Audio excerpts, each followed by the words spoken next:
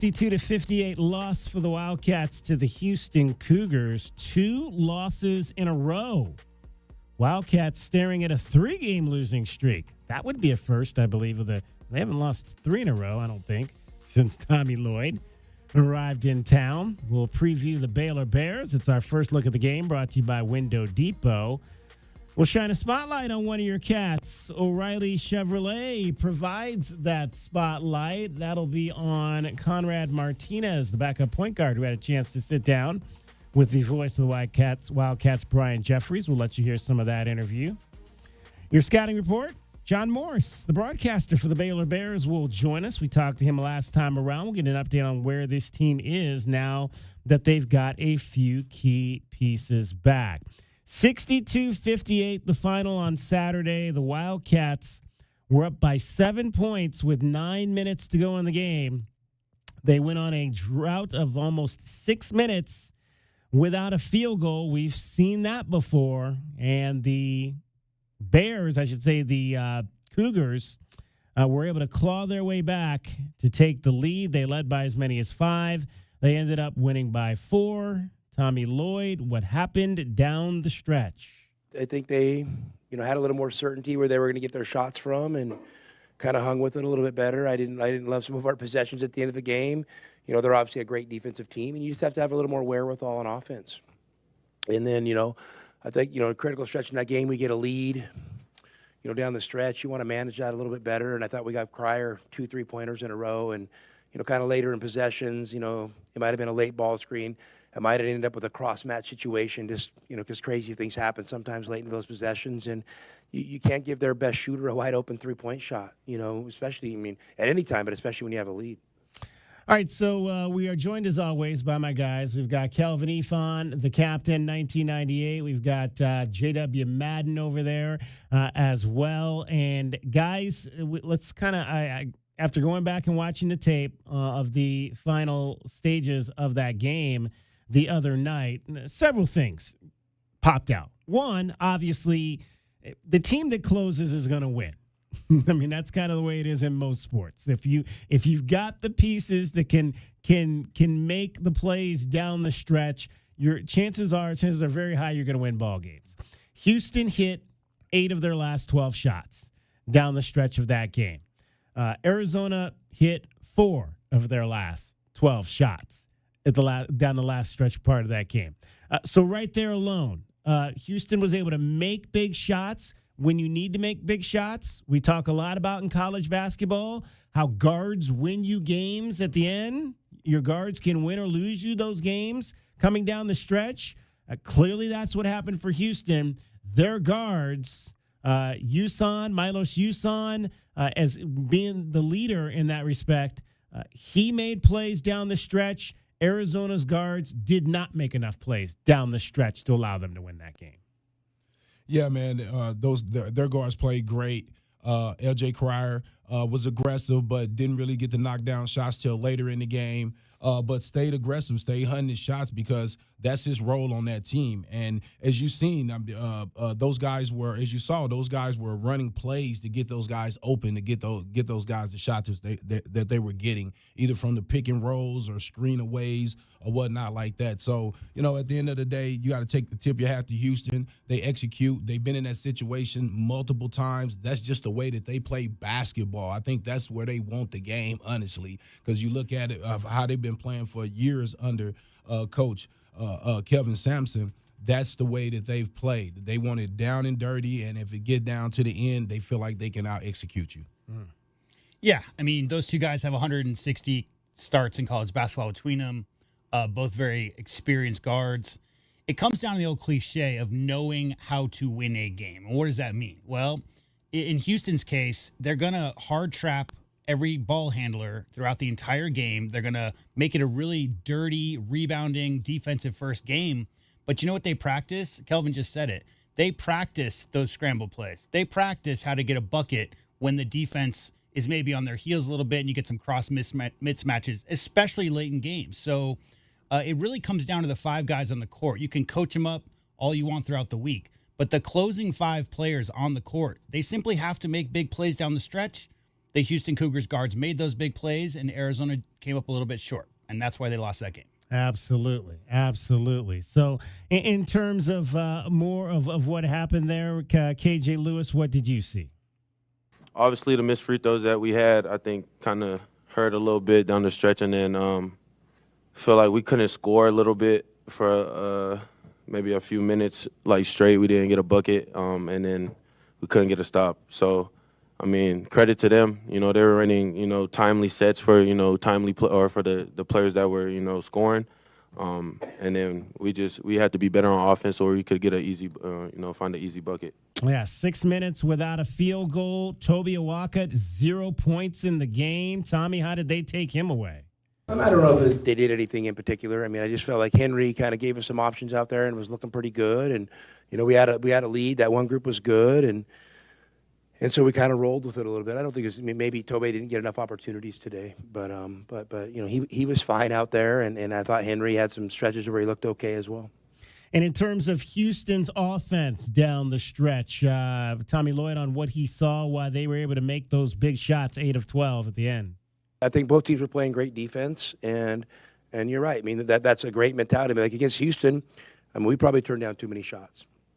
I mean, because the first good shot's probably might be the best shot you're going to get, and you wait to get deeper in the clock, and you end up, basically, the clock's ticking, and you have the ball, and you just have to hoist one up there. So yeah, I guess that's a good adjustment against them, and they got downhill and hit a couple tough floaters, and that's a credit to them and their players making good plays. Kelvin talked a lot about playing the game at their pace. Is that something that it's hard to control on your end?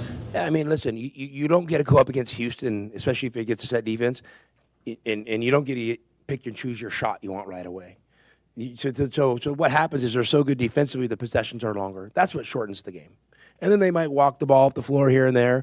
We got in transition plenty in the second half, and we got a lead getting in transition.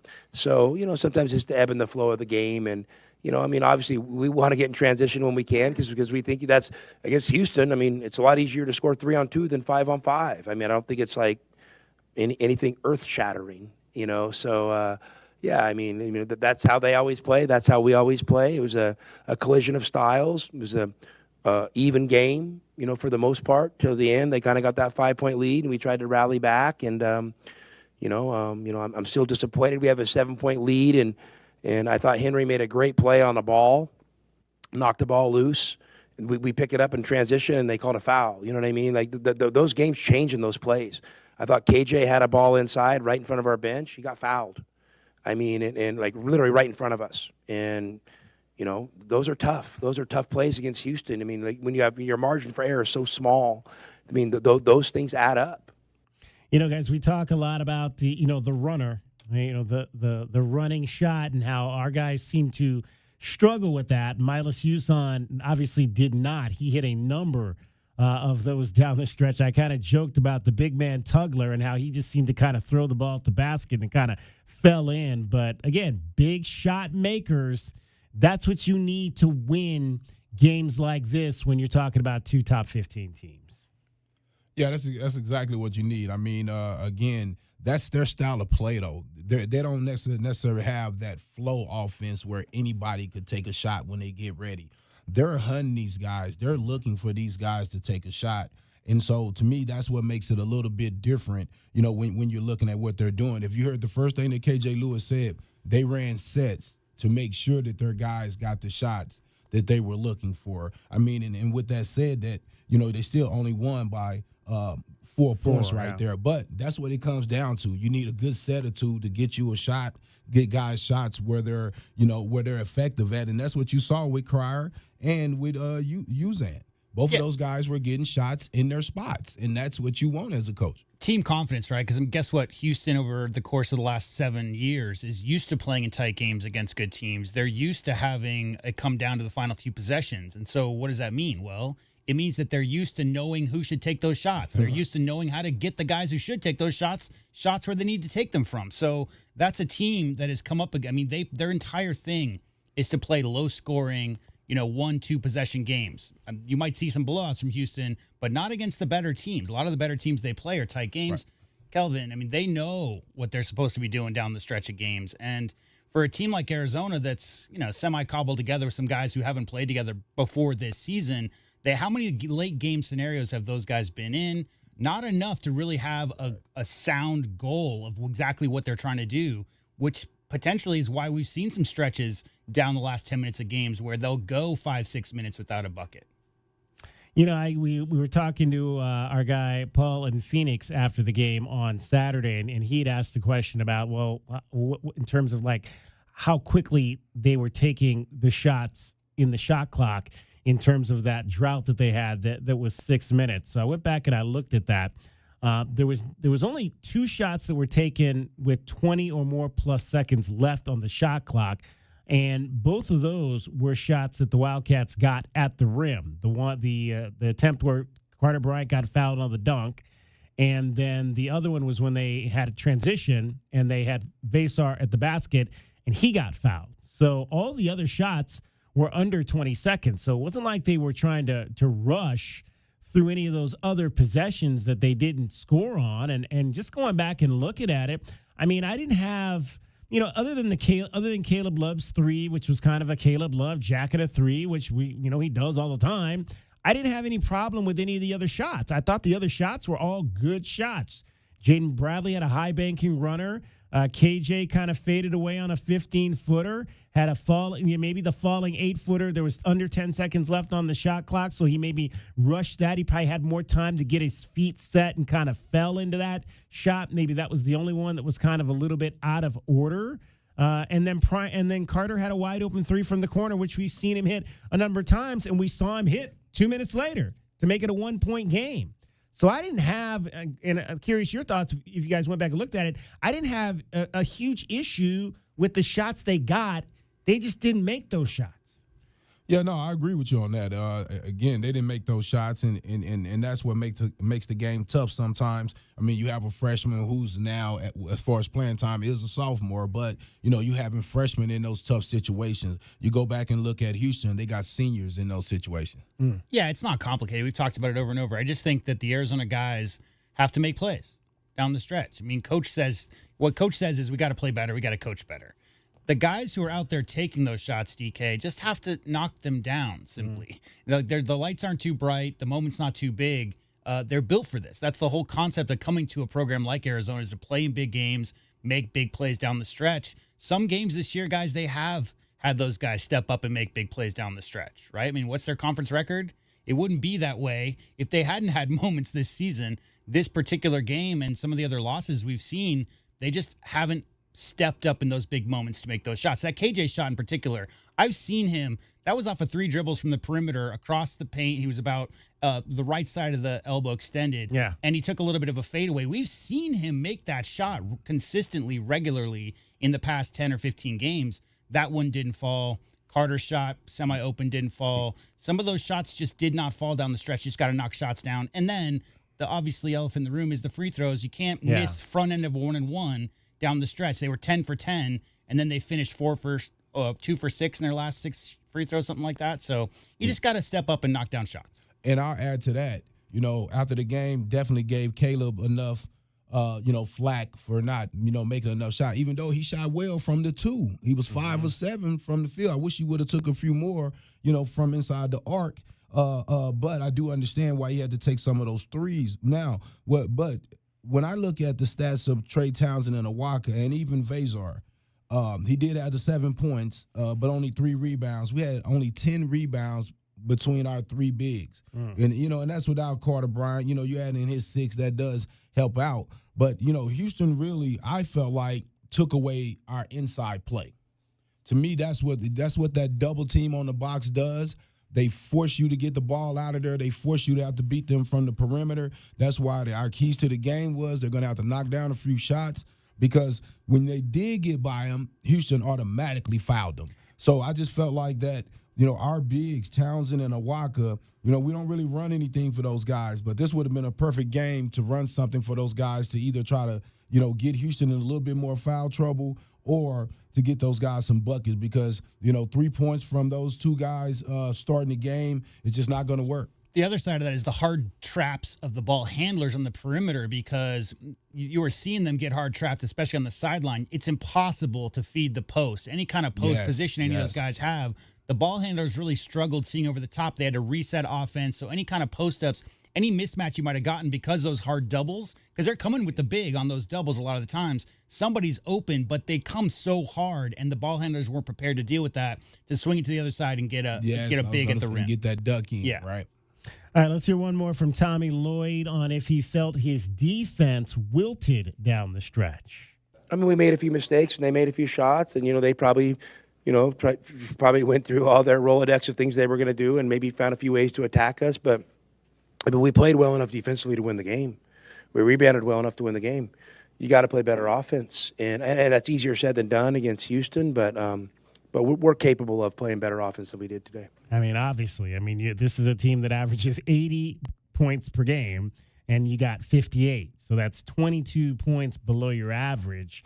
So definitely a team that could have played better offense Saturday here in Tucson. Will they play that offense tonight in Baylor? That is the question. It is Meridian Wealth Management, Arizona Game Day. We've got you till 7:30 tonight. Tip-off at 8. Brian Jeffries, Reggie Geary, live from Foster Pavilion, the brand-new Foster Pavilion. Just opened up about a year ago this time. Wildcats will be making their first appearance at the new facility this evening for an 8 o'clock tip-off. 9 o'clock in Waco, Texas. I also have a new number that I'll give you on that as well, for those of you that think we're playing a lot of night games or a lot of late-night games in this new conference. Meridian Wealth Management, Arizona Game Day, along with Kelvin Efon and JW Madden. I'm David Kelly. You're listening to Wildcats Radio 1290. Our Window Depot coverage of Arizona basketball is just getting started. This is Meridian Wealth Management, Arizona Game Day. Hour one of the pregame show is brought to you by Desert Diamond Casinos, First Chiropractic, Jack Furrier Tire and Auto Care, Picture Rocks Cooling, Heating and Plumbing, Restaurant Supply Store, Royal GMC Buick and Cadillac, Royal Kia, Royal Jaguar Land Rover, the Post and Results Team with Keller Williams, Southern Arizona, the Window Depot, and by Meridian Wealth Management, wealth well managed, life well lived. Don't hold back. Just dive right in. This is Desert Diamond. The round-the-clock, off-the-charts, over-the-top spectacle that puts a shine on any day, anytime. The tables are hot to the touch. The slots are spinning winners every day. And the point spreads are yours for the taking. So go ahead. Live the diamond life. Desert Diamond Casino. Visit ddcaz.com. An enterprise of the Tohono O'odham Nation.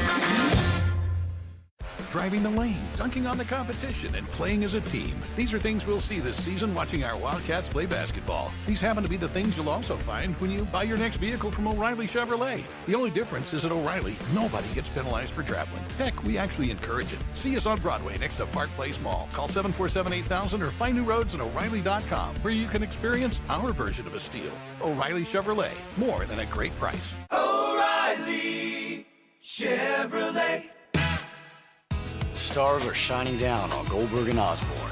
The Eagle has more than 2,200 five-star Google reviews from across Arizona, like these. They go that extra mile to let you know they care. A wonderful experience. They treat their clients like family, and their professionalism is the best in the business. They made sure I got a great offer. Like a bulldog, they fought for me. Well said, everyone. After any accident, remember, deferred is the word.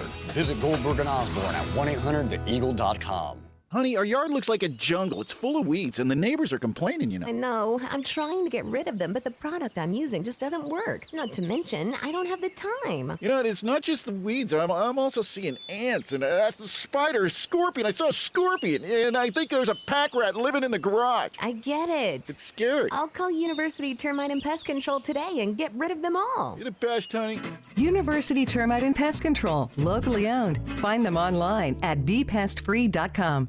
If you're feeling overwhelmed by the thought of a home remodel, don't stress. The Window Depot is here to help. At the Window Depot, we're your one-stop warehouse for everything you need for your next remodel. Windows? Check. Doors? Got it.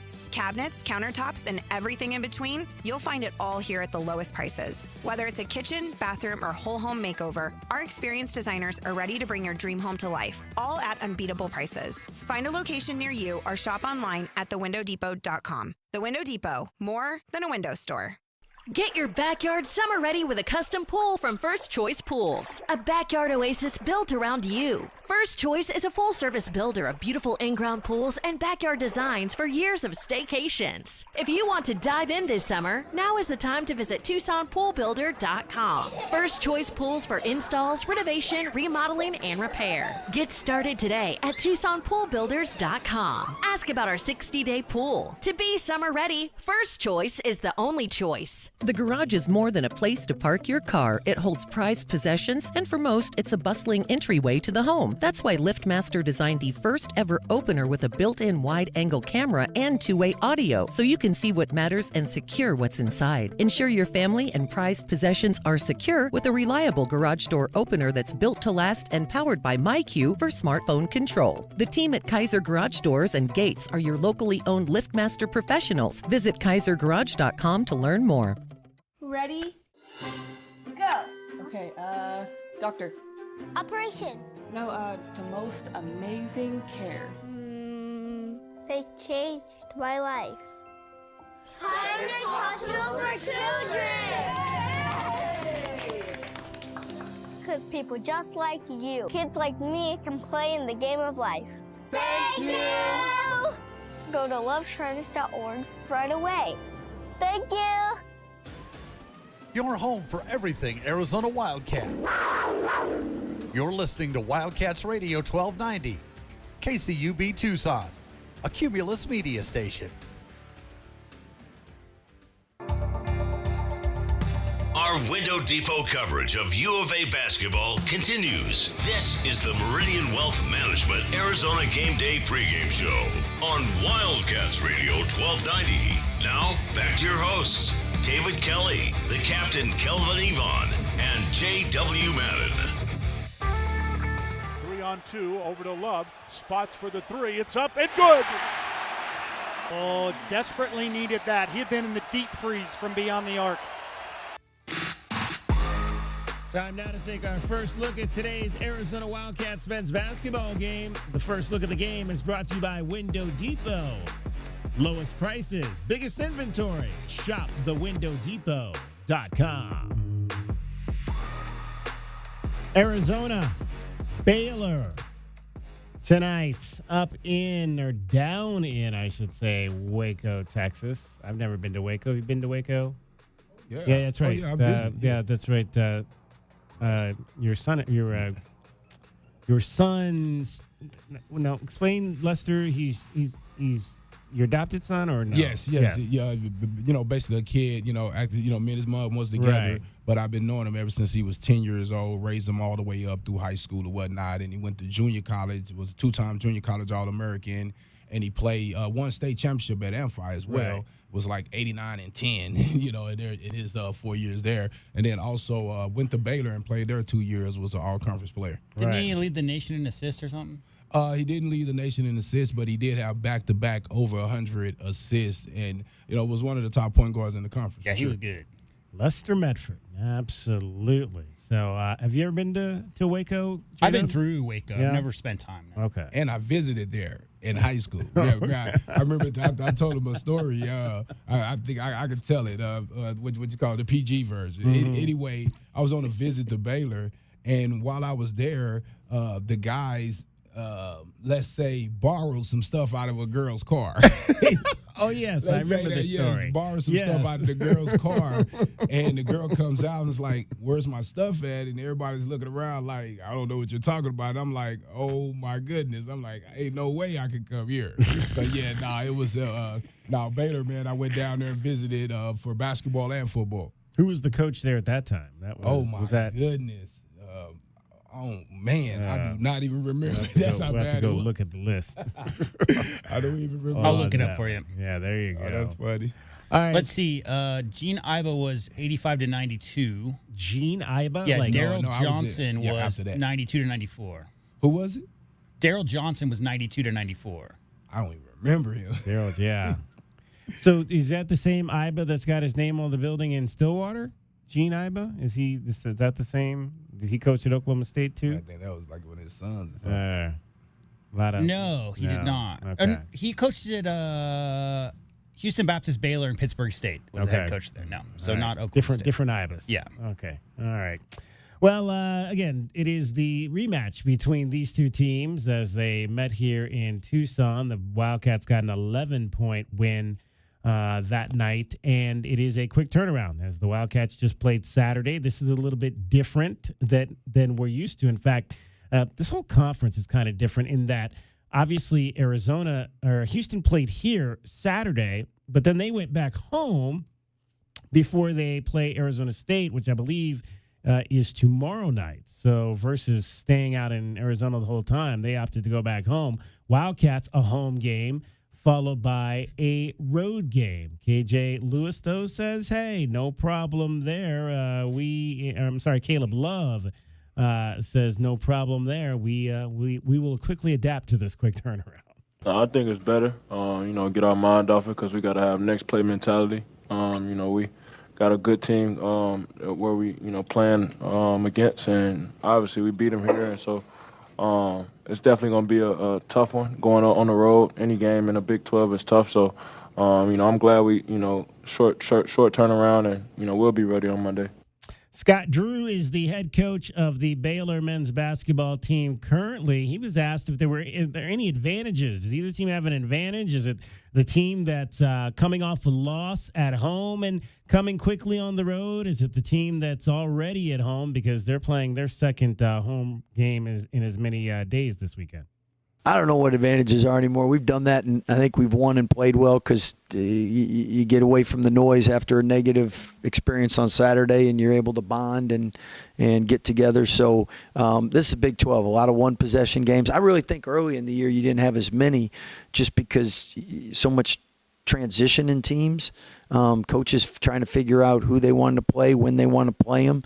And now I think you're seeing more Big 12-like games this back half. I mean, a lot more one-possession games, a lot more hard-fought games, not the separation you've seen earlier on. And I think, again, that's just over time. You got great coaches in the Big 12, and they're going to adjust to the personnel as they get more and more used to them, and great players adjusting to the new styles that the coaches are teaching and wanting. Now, we said that there's going to be some different faces on the floor tonight. Jalen Celestine did not play the last time around. Langston Love, their version of Love, did not play as well. We did, however, get a chance to see Norchad Omier, who has been a double-double machine this year. 13 doubles already this year for Norchad Omier. And he says, hey, the Big 12 is a grind for sure, but we love it. I mean, I can say that I'm just happy that we get to play. Like, we don't got to play basketball. We get to play basketball, and it's just a blessing. So, grinding and getting the right outcome is always, it feels so good. So the grind is a blessing to be able to grind. Now, maybe not in conference, Kelvin, but did you ever have a situation like this where you played a home game on Saturday and had to turn around and go play a road game somewhere else on Monday?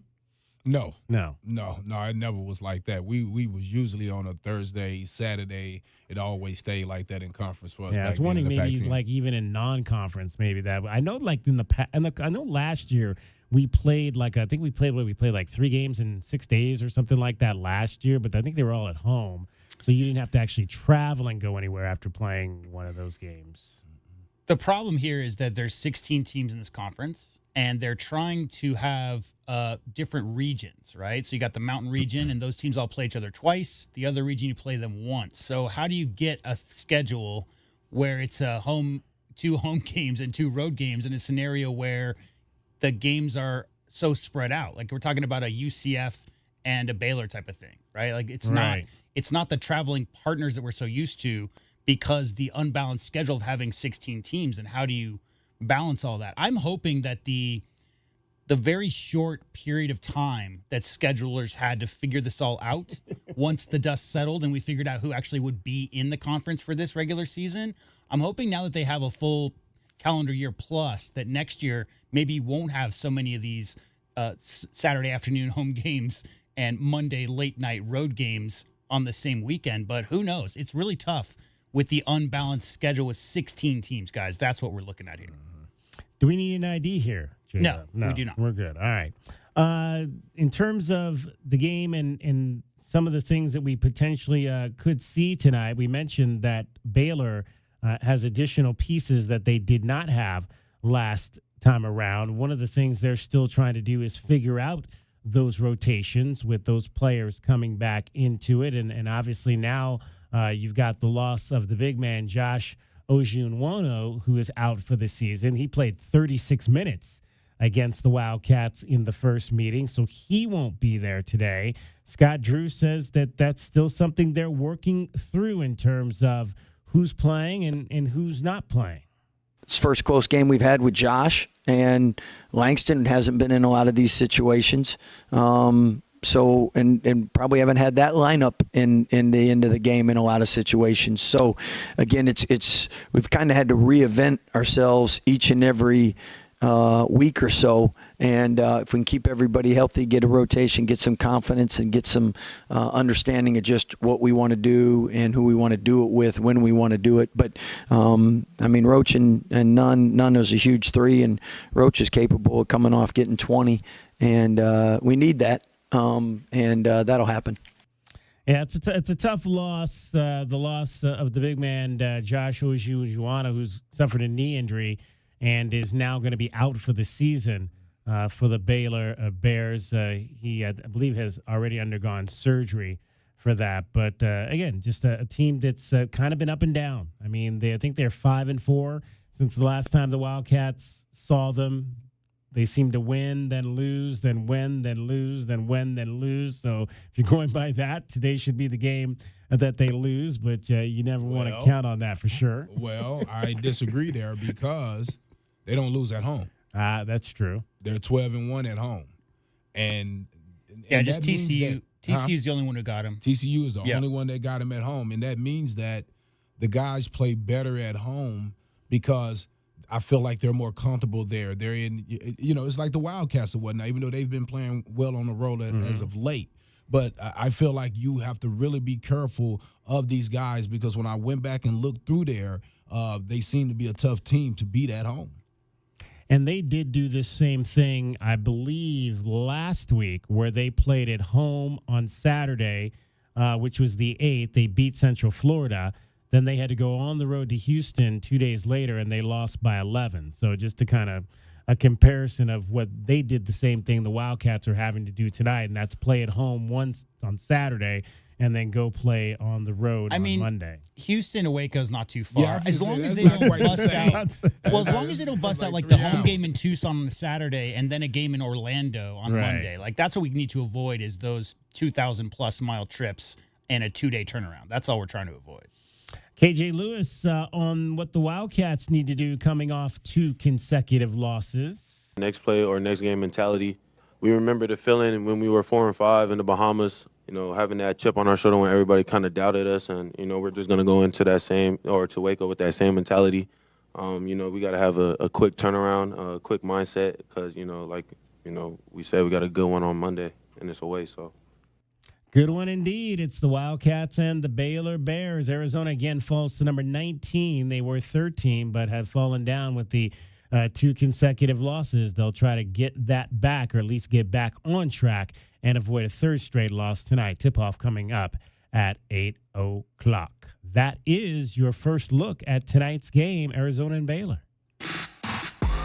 And that's our first look at today's Arizona Wildcats men's basketball game. The first look at the game is brought to you by Window Depot. Lowest prices and biggest inventory. Shop thewindow.depot.com. And don't forget, Window Depot also sponsors Arizona's top rebounding performance every game. It's the Window Depot Glass Cleaner of the game. Might be the Wildcat with the most rebounds. Might be the U of A star with the most impactful boards. Could be somebody from the other team. We'll tell you the Window Depot Glass Cleaner of the game coming up tonight on the Meridian Wealth Management Arizona Game Day post-game show. Much more straight ahead. You're listening to Wildcats Radio 1290. Ready to score a new vehicle? Whether you are looking for a new car, truck, or electric vehicle, at Royal Kia, we know exactly what you want. A quality vehicle at a great price and to be treated fairly. We stand by our transparent online pricing, offer a 72-hour buyback guarantee, and you work with our no-pressure, non-commissioned sales staff. Royal Kia, the dealership that's different. OAC plus tax, title, license, dealer installed options, and $589 doc fee. Royal Kia, Speedway in Columbus, or royalkia.com. Right Way Heating, Cooling, and Plumbing is the ultimate team when it comes to your home's comfort. Thinking about replacing your heating and air system? It's February at Right Way. These are some of the slowest months of the year. We have equipment in stock and our crews are available. And we're including an 80% furnace absolutely free with the purchase of an air conditioning system. And if that's not enough, we're offering 60 months no interest financing, tax credits up to $2,600, energy efficiency rebates, and 10-year parts and labor warranty. Call or text 520-200-2422 today or visit rightwayac.com. Broadway in Tucson presents the 20th anniversary season featuring 7 Tucson premieres, including Disney's Beauty and the Beast, Hell's Kitchen, Moulin Rouge, The Wiz, Back to the Future, Dr. Seuss's How the Grinch Stole Christmas, and more. Secure your signature season tickets today and get the best seats at the lowest prices. Visit BroadwayInTucson.com and secure your 2025-2026 season tickets today. Hi, this is Peter Costa, former governor of the New York Stock Exchange and proud member of the Advisory Business Council with Meridian Wealth Management. One thing I've learned over 40 years on the floor is the value of a trusting relationship with your financial advisor. After all, everyone is a genius when the markets are going up, but when they drop, that's when the guidance of a professional is most important. For more information about Meridian, call 719-1433 or visit online at meridianwealthllc.com. Advisory services provided by Meridian Wealth Management, a registered investment advisor. Don't hold back. Just dive right in. This is Desert Diamond. The round-the-clock, off-the-charts, over-the-top spectacle that puts a shine on any day, anytime. The tables are hot to the touch. The slots are spinning winners every day. And the point spreads are yours for the taking. So go ahead. Live the diamond life. Desert Diamond Casino. Visit ddcaz.com. An enterprise of the Tohono O'odham Nation.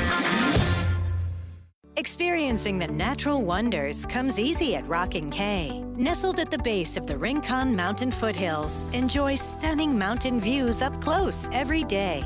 In the top-rated Vail School District, Rockin' K is close to work, shopping, and services. Tour 18 model homes by top-tier builders, offering move-in ready homes and special incentives. LiveRockingK.com. Proud U of A radio broadcast sponsor.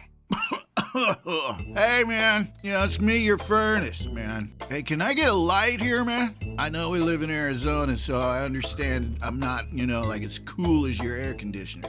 But I still need a tune-up at least once a year, man. So get the best in town, man. Goodfellas AC, bro. Hey, anybody smell that, man? I swear it wasn't me. Okay, it was me.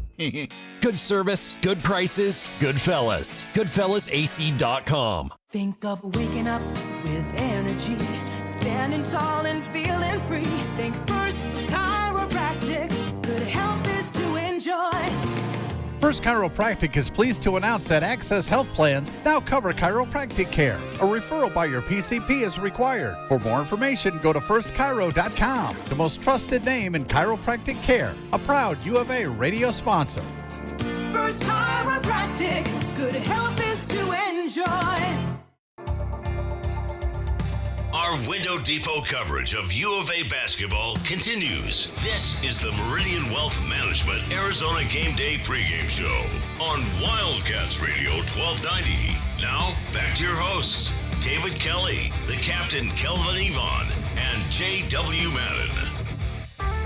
Drives into the lane, ball swatted away, grabbed by Martinez. Wildcats on the run, feet ahead down the other end to Townsend, laid up and good. Run the floor. Martinez has that head up. He wants to distribute the ball, keep Arizona's tempo going. Our pregame show, Spotlight on a Cat, is brought to you by O'Reilly Chevrolet. Get more with O'Reilly Chevrolet. Conrad Martinez, in his sophomore season at the University of Arizona, has seen some minutes this season, although not a whole lot lately for the Arizona Wildcats. A lot of conjecture about is Jaden Bradley starting to wear down a bit. We'll hear Tommy Lloyd's thoughts on that a little bit later, but could be an opportunity maybe to try to get Conrad in the ball game and spell JB a little bit more. He's played in 15 of the Wildcats games this season. Shooting 71% from the floor. 4 of 7 threes, so that's 57%. And he's made 7 of 8 of his free throws, 88%. He has 17 assists to just 3 turnovers and 4 steals during the time he's out there. So largely productive at the offensive end. Gives up some height, obviously, at 6 foot at the defensive end of the floor. Brian Jeffries caught up with Conrad Martinez at the Tommy Lloyd radio show this past Thursday. And Conrad, who hails from Granollers, Spain, and talked a little bit about the difference between Spanish food and Mexican food. It's totally different. Like, people think that it's similar, but it's totally different. I like Mexican food. I've tried good spots here, but my food at home is really good, so I prefer it. Yeah, I'd like to get the view of everybody that comes by, kind of an overview of the season so far. What is your overview of the Wildcats right now? Well, I think we're in a great spot, We started struggling a little bit. In Bahamas, we struggled, but then I feel like we started working better. We started being consistent, and I think now we're in a great spot. Difference between the Pac-12 a year ago and the Big 12. We talked about the physicality of the two conferences. What have you seen? Yeah, I feel like it's faster game. Like, the teams are more athletic, they're stronger, bigger. But I think, like, at the end, it's basketball. Which guy on the team do you like to pester the most during practice? I mean, I know you guard Caleb, you guard Jade, you get to guard different guys. Is there somebody that you enjoy guarding more? I mean, JB probably, like, we're in the same position, so we usually guard each other. And just, he's a great player, and guarding him, I learn a lot, so I can get better. Do you ever like to, like, try and get under his skin and see if you can? Yeah, but he's it's hard so in practice. Yeah. In practice it's hard. Like, he's good. His expression, I think one of his strengths is his expression doesn't change a lot on the court. And, I mean, he's got that business look about him all the time. Is it the same way in practice? Yeah, it's similar. Like, I feel like his face doesn't change. It's a good thing. You never know if he's playing good or bad, and he just keeps consistent. Okay. Before you arrived here, you played some international ball. Take us through kind of, I guess, growing up playing basketball. So I started, like, playing basketball when I was 5. I started playing basketball and football, like soccer. My dad used to play basketball, and at the end I just decided it was basketball or football, and I decided basketball, probably because I was a little bit better. So I started in my school, then I went to Juventud Badalona Club. I played there until I was 18, and then I decided to come here. I mean, soccer, football in Europe, of course, is the sport. That's the number one sport there. How has basketball grown since you've started playing internationally? Well, it has grown a lot. Of course, football is like top number 1, but I would say basketball is number 2. So do you have a favorite football team? Not really. Honestly, no. I like football in general. I watch some games. Here it's harder because of the time difference. Right. But when I go back home, I watch some games. Okay. Now, did you grow up bilingual by any chance? So I speak Catalan and Spanish. That they're languages that I learned at home. And then before coming to the States, I didn't speak English at all. Okay. When I decided to come here, I took like some classes, like a couple hours a week to improve a little bit. But I feel like when I improved the most is coming here, speaking to other people, like learning class, everything. Right. Okay. Was there something that you mentioned the classes? Was there something else other than just listening or getting into conversations with people that helped you? I mean, probably watching movies and shows. Okay. I started I used to watch all the shows in Spanish, and then I changed it to English to improve, because I was like, if I don't know English, like, it's going to be bad. I've heard that from a lot of international players, and it be Spanish or whatever language they may speak from their native countries, that sometimes doing that, just watching TV, listening the radio, etc., that you really pick up a lot. Yeah. Even without someone telling you what words are, you learn them. Yeah, I mean, I feel like it's a great way to understand, like if you put together like audio plus image and stuff. So I think it's a great way to understand and learn a different language. Okay. What I mentioned to Coach a couple minutes ago that one thing that just amazes me about you is that you are unflappable when you get out onto the court, and you don't make mistakes, you don't turn the ball over. I mean, how much of that is mental toughness in your mind, and have you always played with that type of confidence? I mean, I feel like being a point guard is a most important position in the court, so I just want to make sure that everybody gets the ball, make easy plays, and don't turn the ball over. And I feel like that's what we work for. Okay. Who's the, again, I'd like to poll all you guys when they come by here, like goofiest guy on the team? Probably C-Love or probably E-Man. E-Man. Yeah. E-Man comes up a lot. Yeah. You know. No, great guy. He's always funny. Like, great time with him. Okay. How much of you, now you're the veteran guy. You're the sophomore now. And then, E-Man comes, he's a freshman. Carter Bryant's a freshman. They come in. How much do you like to kind of help those guys along in their development? Not only just on the court, but, it's their first year in school. I mean, I feel like when you get here, for me it was different because I'm from different country. But, like, at the end, E-Man's from different country too. Yeah. So it's hard at the beginning. Like, you have to adapt to everything, school, like, schedule, everything. And I just try to help them, like, showing what they have to do and what they don't have to do. So I feel they've improved that. Yeah, good. That's today's Spotlight on a Cat. It's brought to you by O'Reilly Chevrolet. Get more with O'Reilly Chevrolet. Brian Jeffries, Conrad Martinez. Conrad Martinez, we mentioned the backup point guard. So let's talk about Jaden Bradley, who is averaging 34 minutes per ball game, which is 14 minutes more than he played last season. And you anticipated that was going to be the case. I mean, he's rising up to a starting point guard position, so he's obviously going to play more than he did last year and the year before when he was at Alabama. But are we at a point in the season where he potentially is starting maybe to get a little bit tired? He's played 36-plus minutes in the last 4 ball games, and he scored just 4 points in the game against Houston on Saturday. And in the last 2 games, he's had 8 assists to 7 turnovers while shooting just 5 for 17 from the field and 0 for 5 from 3. Does Tommy need to give Conrad Martinez a few more minutes to give Jaden Bradley a break? I mean, I think all the point guards are playing this many minutes at this point in the conference. I mean, probably in the nation. I don't know a point guard that doesn't want to come off the floor. And one of the things about basketball, they always say this, J-Dubs, if you have 2 point guards, you have none. All right? Usually on a college basketball team, you only have 1 good point guard because nobody wants to come and play 5 to 10 minutes behind them. And that's just kind of how it is. It's hard to find a good backup point guard. It's just tough. Every guy wants to start, in that position. So I don't necessarily believe that he's playing too many minutes. Maybe he can come off the ball and get a little bit more help with some of the ball handling responsibilities.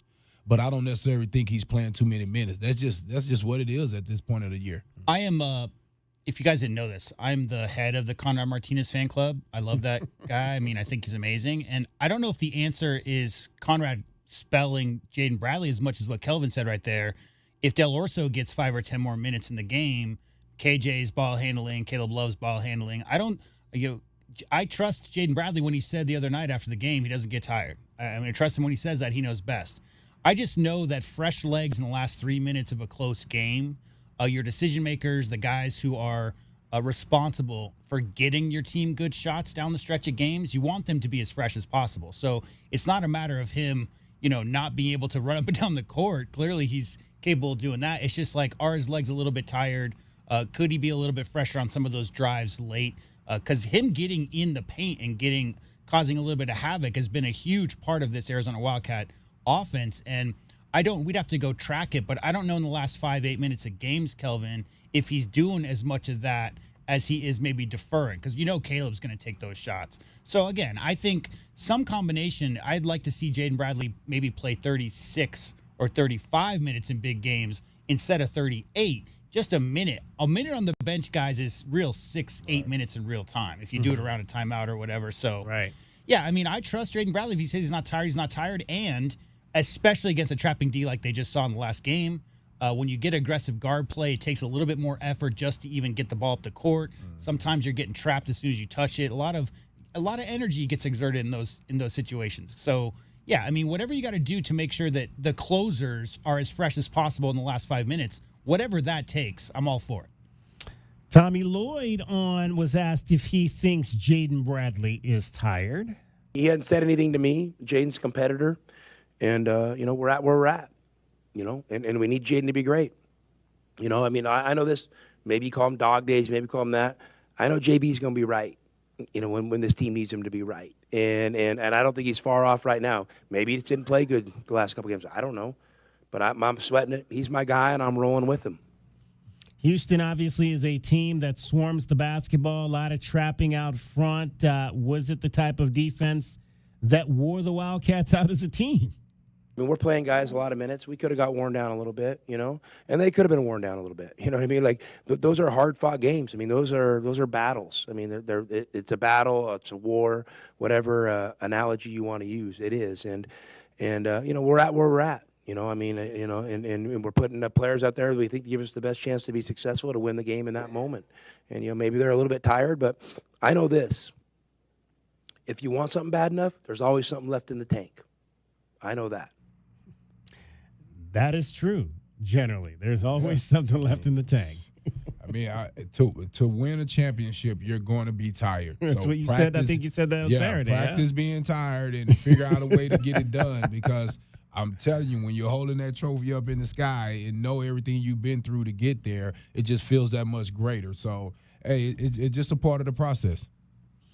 520-848-1290. 520-848-1290 is the number for you to get in on the program. You can call us at that number. You can text us at that number. We'd love to hear your thoughts on Arizona basketball. George Gonzalez checks in by way of the Twitter.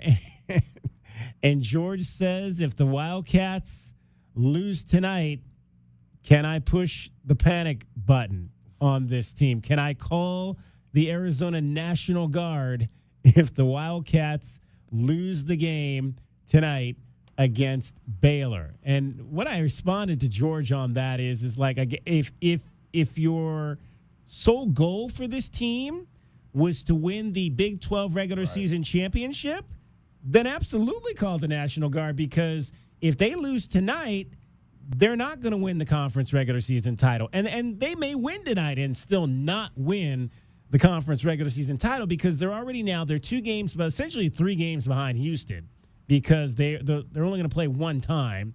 So, yeah, you could tie them and still claim a share of the title, but in order to win it outright, you're going to have to hope that Houston loses 3 games somewhere in the last 5 now, and I don't see that happening with that particular ball club. So, yeah, if the goal was to win the regular season title, then, yeah, push the panic button. My expectation for this team, and I've continually said it for the 17 years that I've worked in this market, my expectation for this team is to go to the Sweet 16.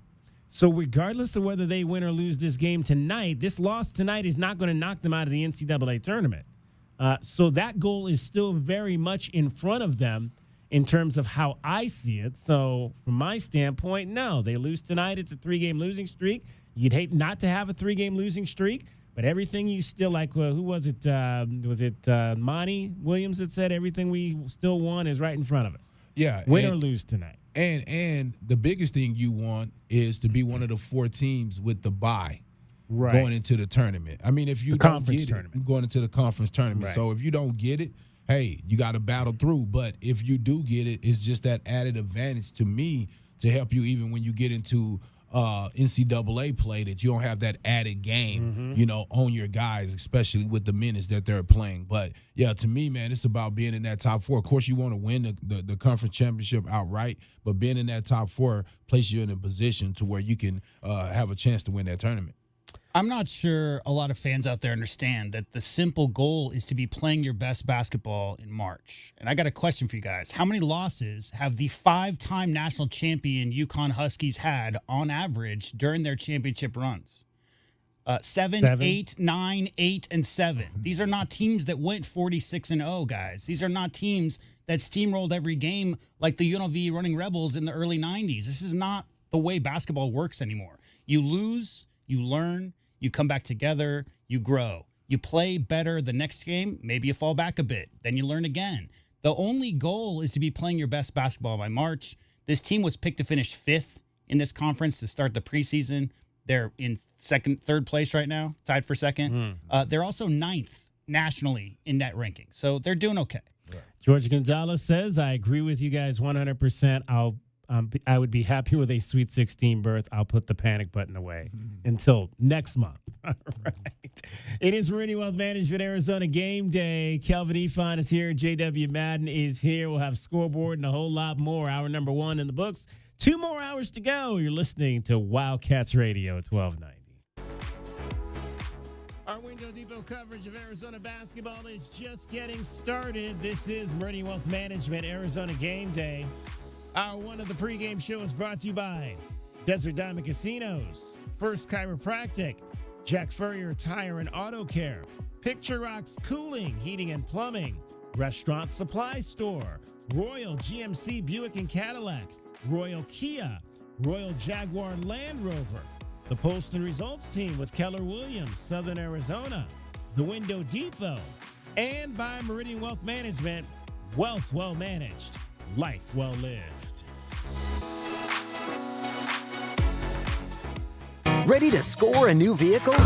Whether you are looking for a new car, truck, or electric vehicle, at Royal Kia, we know exactly what you want. A quality vehicle at a great price and to be treated fairly. We stand by our transparent online pricing, offer a 72-hour buyback guarantee, and you work with our no-pressure, non-commissioned sales staff. Royal Kia, the dealership that's different. OAC plus tax, title, license, dealer installed options, and $589 doc fee. Royal Kia, Speedway in Columbus, or RoyalKia.com.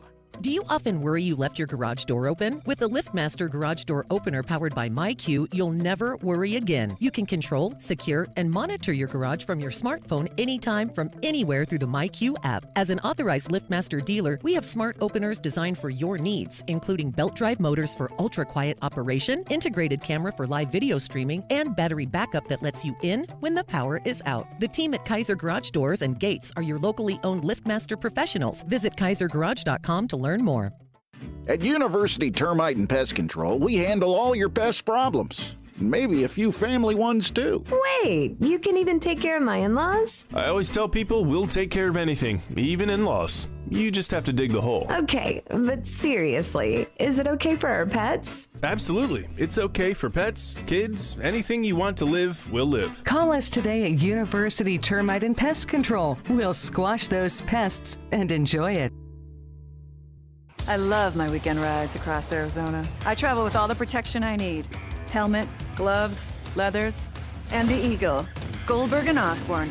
The Eagle fights hard to help injured riders across the state. Whether we're cruising through Carefree, slow riding in Sedona, or breezing through Bisbee, they find you doctors, manage medical bills, and get you back on your bike with the most money possible. Injured riding? The bird is the word. Visit Goldberg and Osborne at 1-800-THE-EAGLE.com.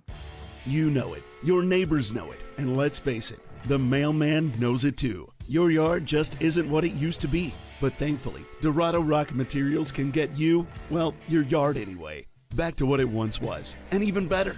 Dorado Rock Materials has just what your yard needs, from decorative rock to boulders and everything in between, brought right to you.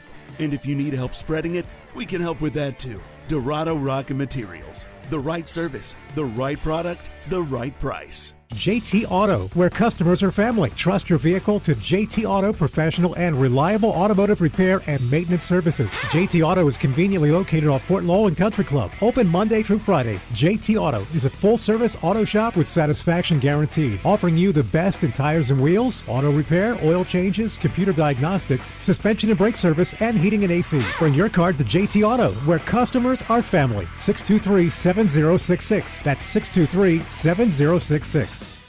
Looking to upgrade your home? The Window Depot is your go-to spot for Milgard windows and patio doors. Select from a variety of styles, including aluminum, vinyl, or fiberglass, to start your journey to a brighter, more beautiful home. The Window Depot has Milgard windows in stock, ready to go home today, or their team can help you with a special order. Whether you're looking for energy efficiency, aesthetic appeal, or custom solutions, they've got you covered. Build the home you deserve with Milgard windows and doors from the Window Depot. Visit thewindowdepot.com to find a location near you. The cold Arizona nights are here. Is your furnace ready? For just $59, Rightway is offering a complete system tune-up, ensuring your furnace runs efficiently to keep your home comfortable all season long. Routine maintenance is key to avoiding costly breakdowns. And with over 9,000 5-star Google reviews, you can trust Rightway to get the job done right. Plus, we'll include a free carbon monoxide test for your peace of mind.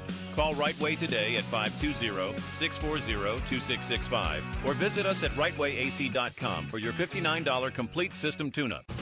Wildcat Nation, are you ready? Caleb on a breakaway windmill jam. Arizona basketball never sleeps. Bear down, Cats. Our Window Depot coverage of U of A basketball continues. The Meridian Wealth Management Arizona Game Day pregame show is brought to you by Meridian Wealth Management. Wealth well managed, life well lived.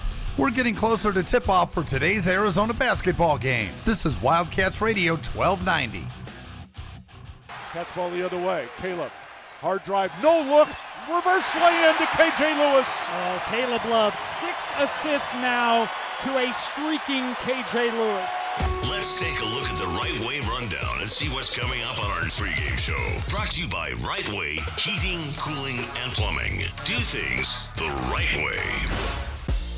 Hour number 2 of our show, we'll give you your college basketball scoreboard. We'll let you hear some ranting basketball coaches. Tommy Lloyd ranted a little bit after the loss on Saturday. Micah Shrewsbury from Notre Dame, Shrewsbury, I should say. He ranted a little bit after his game. And then, of course, there's the anointer, Scott Drew. What, no Hurley bros? No Hurley bros in this particular episode. It's the default that they're ranting somewhere every minute of every day. Best bets from the Desert Diamond Casino Sportsbook. Arizona again for the second straight game is an underdog at +2. The Wildcats getting 2 points tonight. Your over-under back up to a more normal 152.5 from the 138.5 we saw in Saturday's game against Houston. John Morris, the Baylor broadcaster, will deliver your Scotty report. Chris Brown from AZ Bandcat Sports was in town this past weekend for both the men's and the women's games. We'll hear from him on what he saw from each of those contests. The ladies playing shorthanded lost by 12 to number 11 TCU on Sunday at McHale Center. Maddie Connor, the former Wildcat, scored 18 points in that ball game. 520-848-1290 is the number to get in on the program. Let's take a call and chat with Doug. You're on Meridian Wealth Management, Arizona Game Day. Hey, what's up, fellas? Good to talk to you pregame for a change. As always. I wasn't available postgame last time, but you guys covered all the ground really well after that one. That one shouldn't have been a panic button, and if we were to lose tonight, it shouldn't be a panic button because of the competition. I mean, if we're losing to Oregon State, Stanford, and Cal, or USC, or some horrible program like USC, as J-Dub likes to remind me. Do you remember in the late 80s, Doug, when they averaged, I think, a 40-point margin of victory, something like that? Oh man, we were killing not just in the Pac-12. Hey, I was there. I was there for one of those games at McHale Center. So it's old. It's ancient history. Ancient history when Arizona would beat USC by 40. Those days aren't here anymore. No, it's true. And just for the young people out there, go back and look at our run in 1988 to the Final Four. We won the first round game, I want to say, by 40.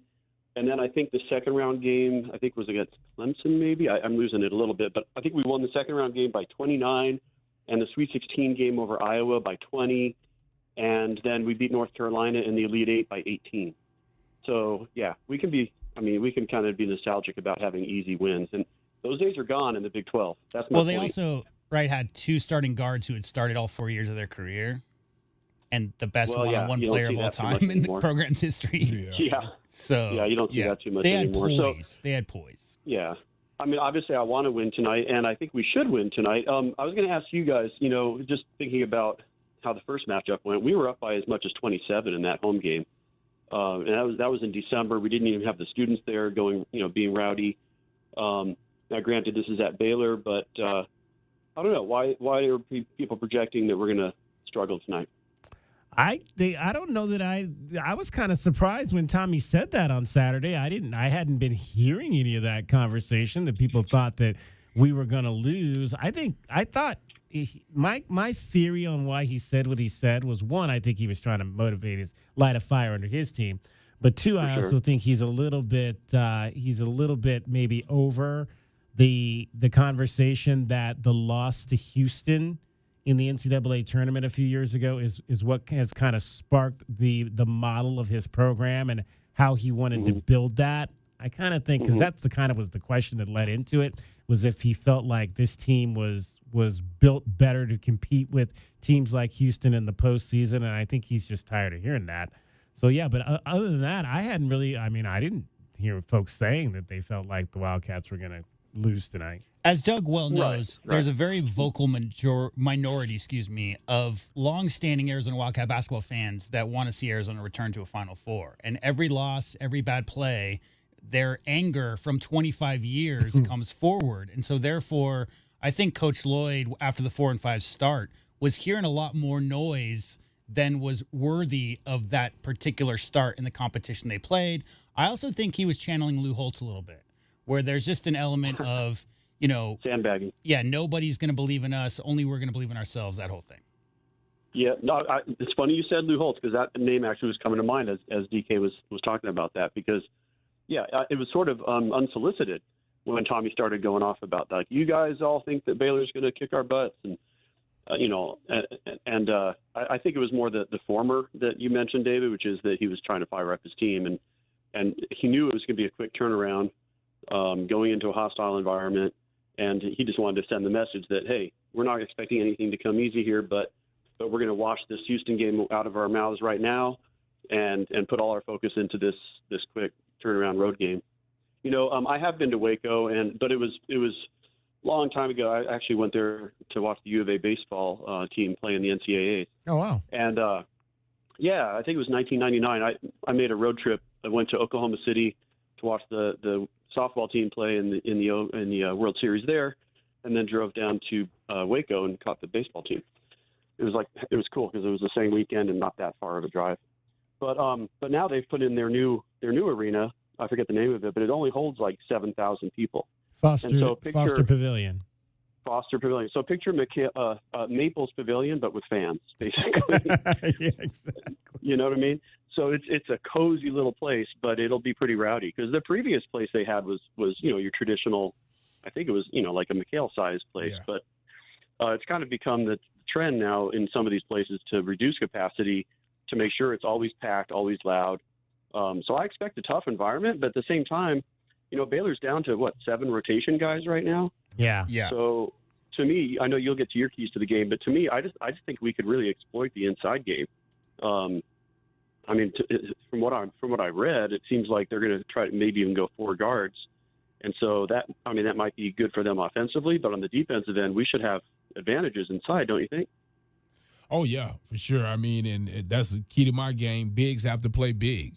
You have to, force the ball into those guys, and get them in some high-low situations where they have been productive. And I'm sure those guys want to play better. The starting 2 guys had only 3 points, so I expect for Walker, who played well versus Baylor last time, to be aggressive on the offensive rebound, putbacks. I feel like Baylor's a small team, especially with their big being out now. So we should be able to take advantage with some of our length.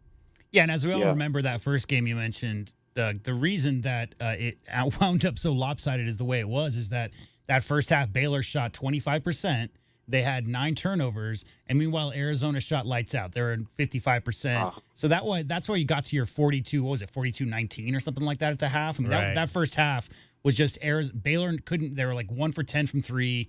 Arizona was knocking down everything. So, yeah, that first half score wasn't exactly – they ended up winning by 11, but it was really that first half where Baylor could hit nothing and Arizona was hitting everything.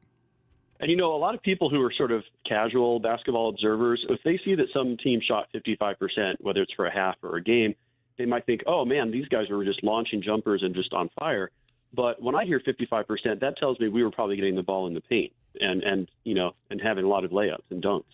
I could be wrong. I mean, I'd have to go back and you'd probably see the shot chart. They were 8 for 16 from inside the arc and 7 for 12 from the outside the arc in that first half.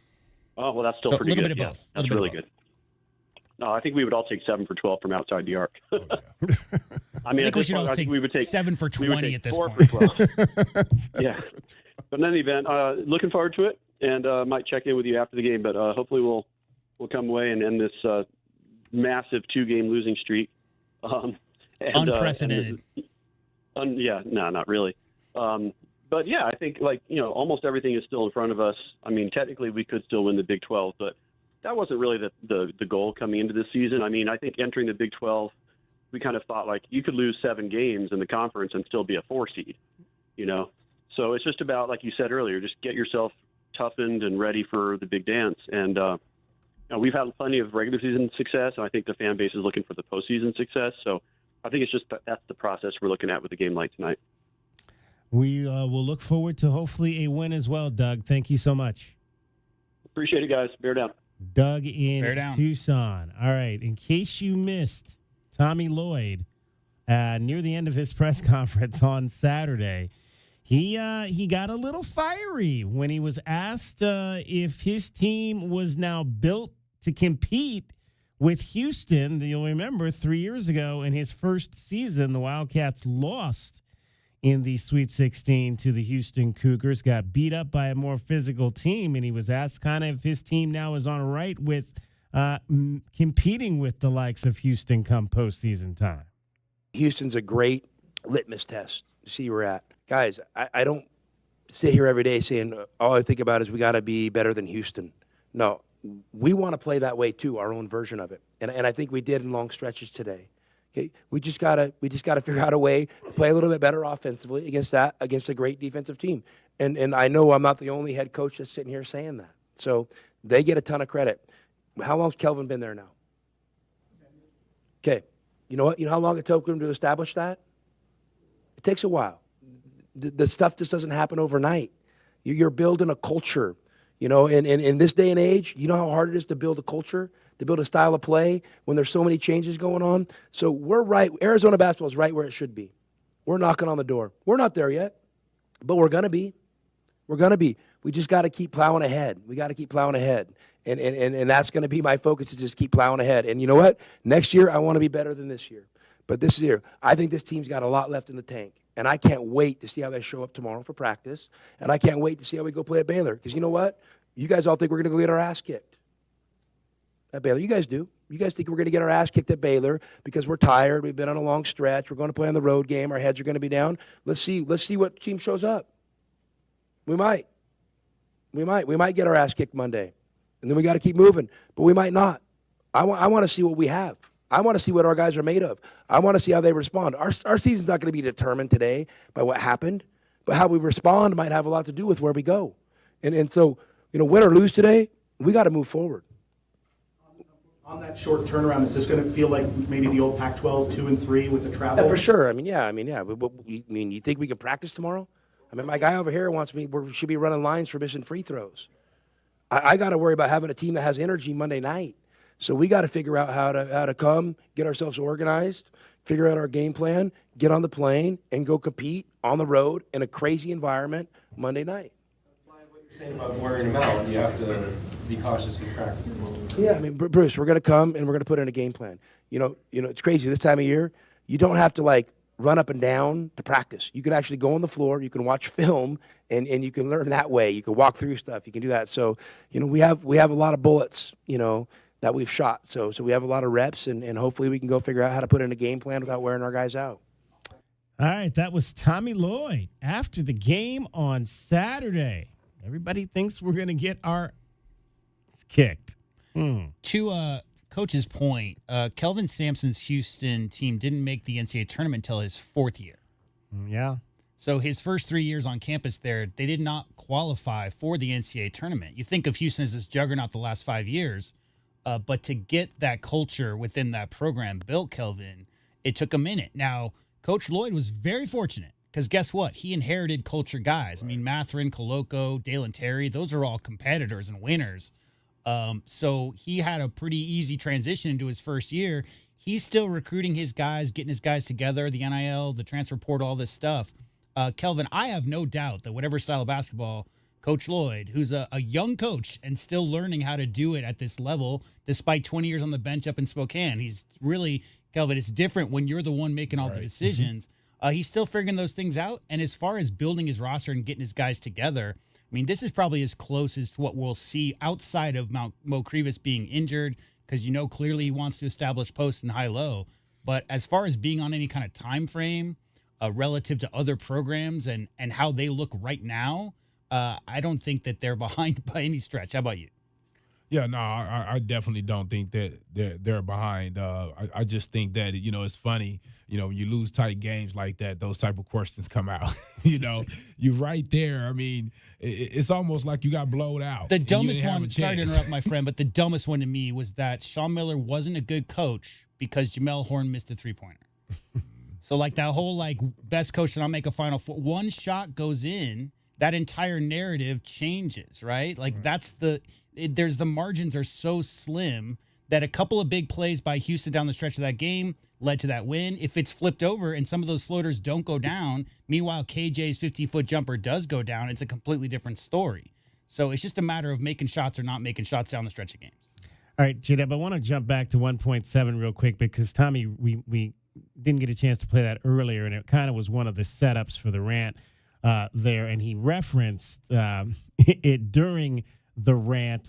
He was asked about the Wildcats, who are, again, this is one of the better free throw shooting teams that in school history, but they missed 4 or 5 down the stretch. Let's hear what that 1.7, what he had to say about the missed free throws down the stretch. What do you want me to do? Want me to punish the guys? Should I run them?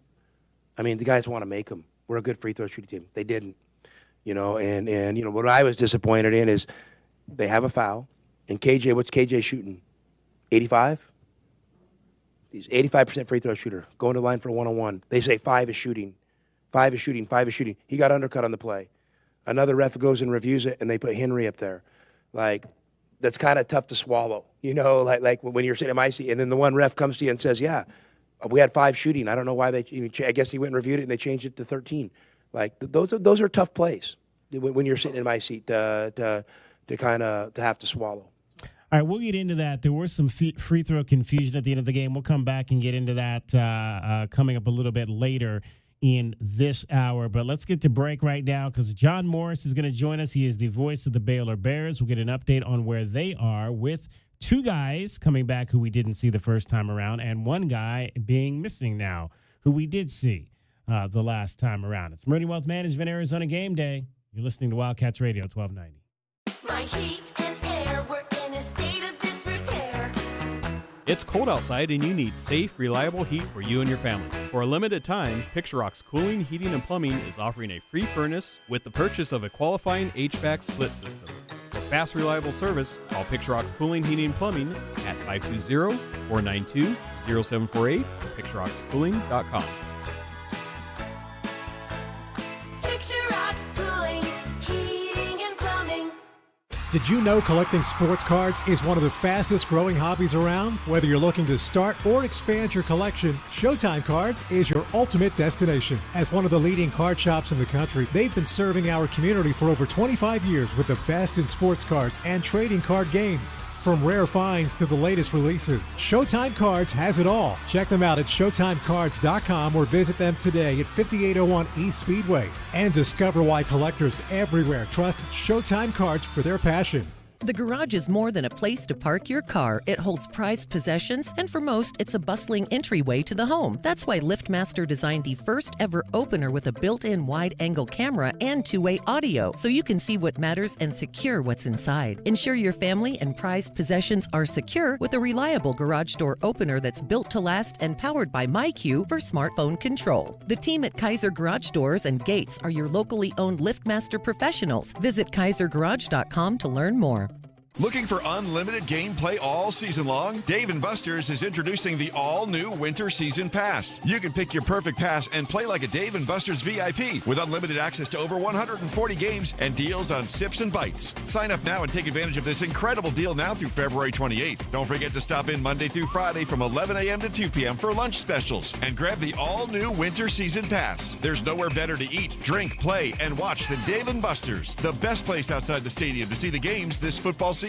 Experiencing the natural wonders comes easy at Rockin' K. Nestled at the base of the Rincon Mountain foothills, enjoy stunning mountain views up close every day. Visit Lennar's 2 communities in Rockin' K with home savings up to $25,000 and limited time interest rate and closing cost incentives on select move-in ready homes. LiveRockingK.com. Designed by nature. Proud U of A radio broadcast sponsor.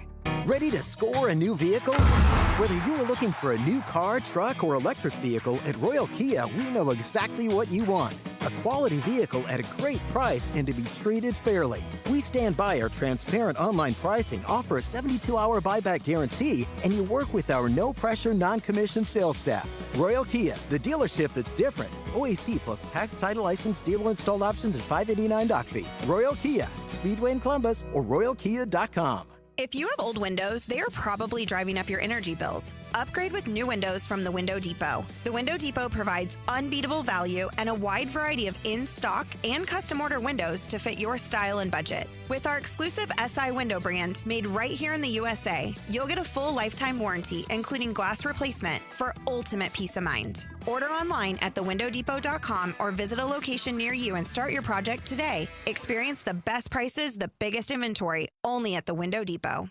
Get your backyard summer ready with a custom pool from First Choice Pools. A backyard oasis built around you. First Choice is a full-service builder of beautiful in-ground pools and backyard designs for years of staycations. If you want to dive in this summer, now is the time to visit TucsonPoolBuilder.com. First Choice Pools for installs, renovation, remodeling, and repair. Get started today at TucsonPoolBuilders.com. Ask about our 60-day pool. To be summer ready, First Choice is the only choice. Your home for everything Arizona Wildcats. You're listening to Wildcats Radio 1290, KCUB Tucson, a Cumulus media station. Our Window Depot coverage of U of A basketball continues. This is the Meridian Wealth Management Arizona Gameday pregame show on Wildcats Radio 1290. Now, back to your hosts, David Kelly, the captain Kelvin Yvonne, and J.W. Madden. Bounce pass now to Townsend. Circles baseline, double team. Ball kicked away and stolen by Baylor. Bears with the ball. Here's Wright. Working his way down court. Stops at the free throw line. Over for Edgecombe. Back up. 3 ball is good. Arizona needs to get back in transition. Edgecombe 7 second half points. Time now for a look at today's Wildcat opponent. The Scouting Report is brought to you by Jack Furrier Tire and Auto. Jack Furrier, since 1960, we're here to get you there.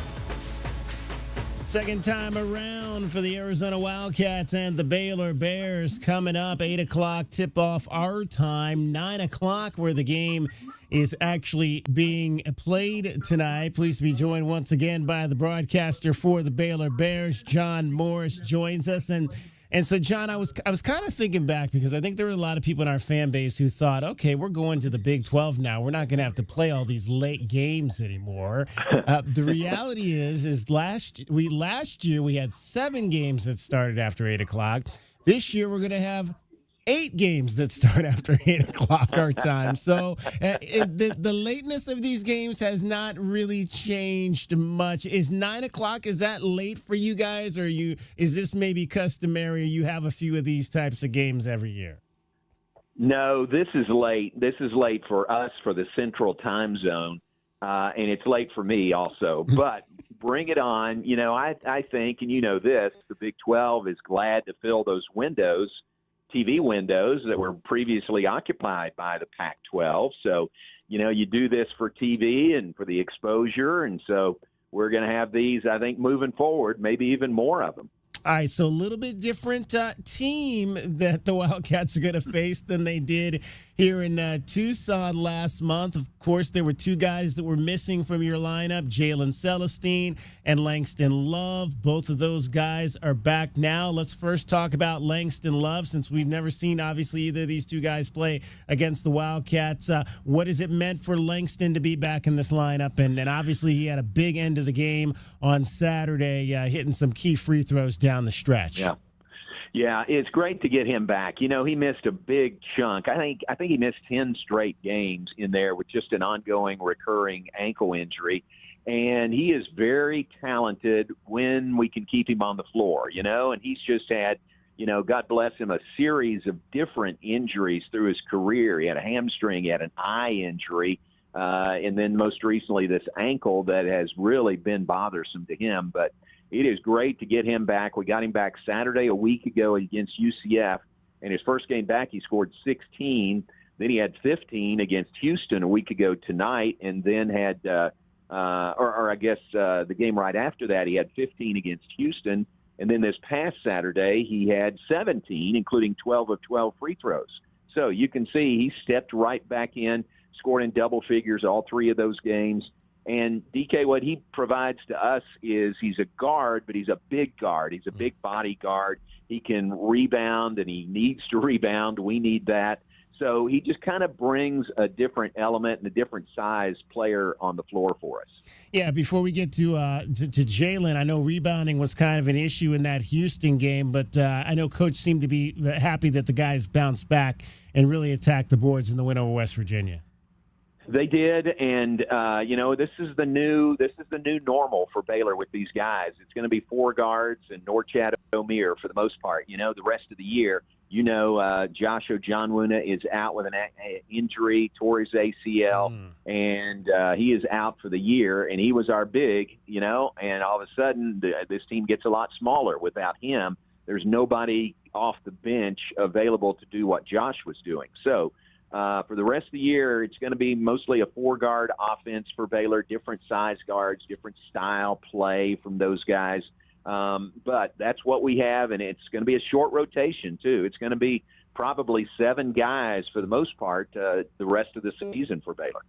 We're chatting with John Morris. He is the voice of the Baylor Bears. It is your scouting report, and it's brought to you by Jack Furrier Tire and Auto Care. Jack Furrier, since 1960, here to get you there. The other piece, obviously, that was missing here in Tucson, Jalen Celestine, he is back. He started the last game. First time he had done that. Is that going to be the move going forward? Is he now in the starting lineup? And what does he, being back now, add to the lineup? Sure. I would think that would continue. His start against West Virginia Saturday was his first start here at Baylor. Now, he was in the Pac-12. He was at Cal prior to transferring to Baylor, so he played against Arizona a few times. But in the starting lineup to try to get a little more size out there. He's 6'7", and, again, we're missing Josh Ojianwuna, so Coach was just looking for a little more size on the floor. And I don't think that was just a one-game thing, you know, a matchup with West Virginia. I think we need size every game. And especially tonight. So I think you'll see him continuing in the starting lineup for us. And he responded well. He played well. He's a really good three-point sharpshooter. He didn't have a great game from three-point range. Baylor didn't as a team on Saturday. But that's one of the things that he brings to this Baylor team. And obviously you mentioned, you know, Josh Ojianwuna is out now. When we faced you the first time, you guys had some injuries. Has that kind of been the basis of the up and down, win-loss kind of thing that we've seen with you guys over the course of, you know, the last 4 weeks anyway? Yeah, unfortunately, that is it, you know, and not making excuses. Everybody has injuries. Everybody has to work through them. But we've had just a string of those. You know, Langston Love was out for a good stretch of time. Jeremy Roach has been out twice, 2 different concussion protocols. BJ Edgecombe, our talented freshman, was out with a sprained ankle. That was just one or maybe two games. But there's not many on this team that haven't been out, at some stretch. So the continuity is what suffered there. Who do you have? Who's available? How can you practice, not knowing who's available? So now, with Josh gone, and we know he's the rest of the season, gone the rest of the year, barring any future injuries, you kind of know what you have with these guys, this core seven. So in practice, they can, get used to each other, get those reps together, and hopefully that'll help moving forward. We're chatting with John Morris. He is the play-by-play man for the Baylor Bears. Your scouting report is brought to you by Jack Furrier Tire and Auto Care. Jack Furrier, since 1960, here to get you there. Robert Wright obviously played off the bench the last time around. He also was in the starting lineup. We saw him play 34 minutes in that game here in Tucson. It seems just like a real consistent shooter for you guys. Really good. And he's a true freshman. He and VJ are both freshmen. And Rob just stepped in, played at a very high level at Montverde, played, for the high school mythical national championship last year. And he just stepped in at this level and hadn't missed a beat. He's just unfazed out there. And you're right, he was not starting when we were in Tucson, but it just became apparent he's a guy that needs to be in the starting lineup, as our starting point guard. And so he has been for, I would say, 2 or 3 weeks, maybe right after the Arizona game. But he has done really well, does a great job, directing traffic and running the point for us. And Rob and VJ, to be true freshmen, I'd hate to think where we'd be without those guys right now. I know there's some concern on our end just about, obviously, these games. They've been so intense. And we've had Jaden Bradley and Caleb Love have had to play a ton of minutes. Norchad O'Meara has with Ojianwuna out, has had to play a ton of minutes. Do you get the sense that your guys are starting to wear down? I don't know, not yet, but that's kind of a cumulative effect on these guys. So they are playing a lot of minutes with such a short bench. I think Coach Drew has done a fabulous job so far, managing their minutes and then managing practices also, knowing we're pretty shorthanded. So I can't say that I've seen any signs of that really, but it's always an area of concern when you're playing with such a short bench. Scott Drew, I've tapped him the anointer. When you guys played here after the game, he said Henry Vasar is a pro. Yeah. A couple of weeks ago, he anointed Texas Tech a Final Four team. What kind of guy is he to be around and to work with? Well, he's the greatest guy in the world. He really is. The situation that he inherited here at Baylor, when a lot of coaches wouldn't have touched this job, Coach Drew felt like he felt like he was called to Baylor, and his Christian approach to the program, culture of joy. He would tell you about Jesus, others, yourself, and then there's how hard he works. I mean, he is such a hard worker. I know every coach is, but such a hard worker to build the program to the point where, we've been a consistent winner and won a national championship under Coach Drew. So he is just, he's a great man, number one, a great person, and a great coach. So he has really put Baylor on the map basketball-wise. First trip for the Wildcats to the new Foster Pavilion. Any intricacies that they're going to see in terms of the student section or, things that they do to try to get opponents off their game? There is one thing, and I hope we have a great crowd tonight, even with the 9 p.m. tip-off. We draw Baylor folks and fans from Dallas and Houston and Austin and San Antonio, and that's a hard trip for a 9 p.m. tip-off on a Monday night. But I hope whatever tickets that they don't use that we can give to the students, because they really bring the energy. And to answer your question, there's one of the promotions we have. You've heard of Magnolia, right? Here in Waco with Chip and Joanna Gaines, right? Yeah.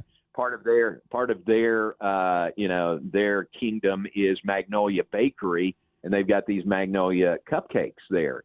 And so the promotion is in the second half when the visiting team is shooting to the south end of Foster Pavilion. That's looking right into the student section. And if an opponent misses back-to-back free throws, the entire student section gets Magnolia cupcakes. So Wow. they are highly motivated, and it's happened several times, really. So that is one thing. Every place we go kind of has things like that, and that one's been really good for us. And I know that the new arena is built off the river there. Is there a situation? Can like people drive their boats? Is there a dock? Can I bring my boat up and dock it and get off and go to the game? Not yet, Not but yet. soon. There's not a dock, a safe dock right outside of the pavilion. And just down the river is our football stadium, McLean Stadium, and there is a docking opportunity there. So folks do that. They bring their boats to the game and get off and come into the game. And hopefully in next year, or hopefully sometime soon, that'll be an option for Foster Pavilion as well. All right. Should be another fun one tonight. Arizona and Baylor. John, always appreciate the chance to talk to you. Have a great call tonight. I appreciate that. Great to visit with you. Looking forward to another great matchup in the Big 12 tonight. John Morris, he is the voice of the Baylor Bears, and that is your scouting report for tonight. And that's the lowdown on the team U of A is about to face on the hardwood. The scouting report has been brought to you by Jack Furrier Tire and Auto. Jack Furrier. Since 1960, we're here to get you there. Experiencing the natural wonders comes easy at Rocking K. Nestled at the base of the Rincon Mountain foothills, enjoy stunning mountain views up close every day. Visit Lennar's 2 communities in Rocking K, with home savings up to $25,000 and limited time interest rate and closing cost incentives on select move-in ready homes. LiveRockingK.com. Designed by nature. Proud U of A radio broadcast sponsor. Don't hold back. Just dive right in. This is Desert Diamond. The round-the-clock, off-the-charts, over-the-top spectacle that puts a shine on any day, anytime. The tables are hot to the touch. The slots are spinning winners every day. And the point spreads are yours for the taking. So go ahead. Live the diamond life. Desert Diamond Casino. Visit ddcaz.com. An enterprise of the Tohono O'odham Nation. Day in and day out, we're inundated with commercials asking to review your portfolio or telling you to get a second opinion. This is Natalie Fernandez with Meridian Wealth Management, and I want to share the advice I give people every day. Talk to 3 different advisors at 3 different firms. It's important to understand their differences and find someone you can trust. I want Meridian to be one of your 3, and then you will decide who is best for you. To learn more, call us at 719-1433 today. Advisory services provided by Meridian Wealth Management, a registered investment advisor. Honey, our yard looks like a jungle. It's full of weeds, and the neighbors are complaining, you know. I know. I'm trying to get rid of them, but the product I'm using just doesn't work. Not to mention, I don't have the time. You know, it's not just the weeds. I'm also seeing ants and the spider, scorpion. I saw a scorpion, and I think there's a pack rat living in the garage. I get it. It's scary. I'll call University Termite and Pest Control today and get rid of them all. You're the best, honey. University Termite and Pest Control, locally owned. Find them online at bepestfree.com. Accidents cause hassles as big as the Grand Canyon. So we're hitting the road to spread the word about the bird. The Eagle at Goldberg and Osborne. Freeway fiasco in Flagstaff. Hurt in Havasu. Totaled in Tucson. No worries. The Eagle has offices across the state. From Kingman to Sierra Vista, where they fight hard to get you more. So relax and ride on. Because the bird is the word. Visit Goldberg and Osborne at 1-800-THEEAGLE.com. Sean Furrier for Jack Furrier Tire and Auto Care. Now that winter is really here, cooler overnight temperatures mean that your tire pressure warning light could be on. In most cases, you solve the problem by simply adding the correct amount of air to your tires. As always, you can stop by any of our 14 area Jack Furrier Tire and Auto Care locations for a free tire inspection and air pressure check. And if you need help with that low pressure warning light, we fix those too. Check out jackfurriers.com. Jack Furrier Tire and Auto Care since 1960, here to get you there. Ready to score a new vehicle? Whether you are looking for a new car, truck, or electric vehicle, at Royal Kia, we know exactly what you want. A quality vehicle at a great price and to be treated fairly. We stand by our transparent online pricing, offer a 72-hour buyback guarantee, and you work with our no-pressure, non-commissioned sales staff. Royal Kia, the dealership that's different. OAC plus tax, title, license, dealer installed options, and $589 doc fee. Royal Kia, Speedway in Columbus, or royalkia.com. My heat and air were in a state of disrepair. It's cold outside and you need safe, reliable heat for you and your family. For a limited time, Picturock's Cooling, Heating, and Plumbing is offering a free furnace with the purchase of a qualifying HVAC split system. For fast, reliable service, call Picturock's Cooling, Heating, and Plumbing at 520-492-0748 or picturockscooling.com. Picture Rocks Cooling, Heating and Plumbing.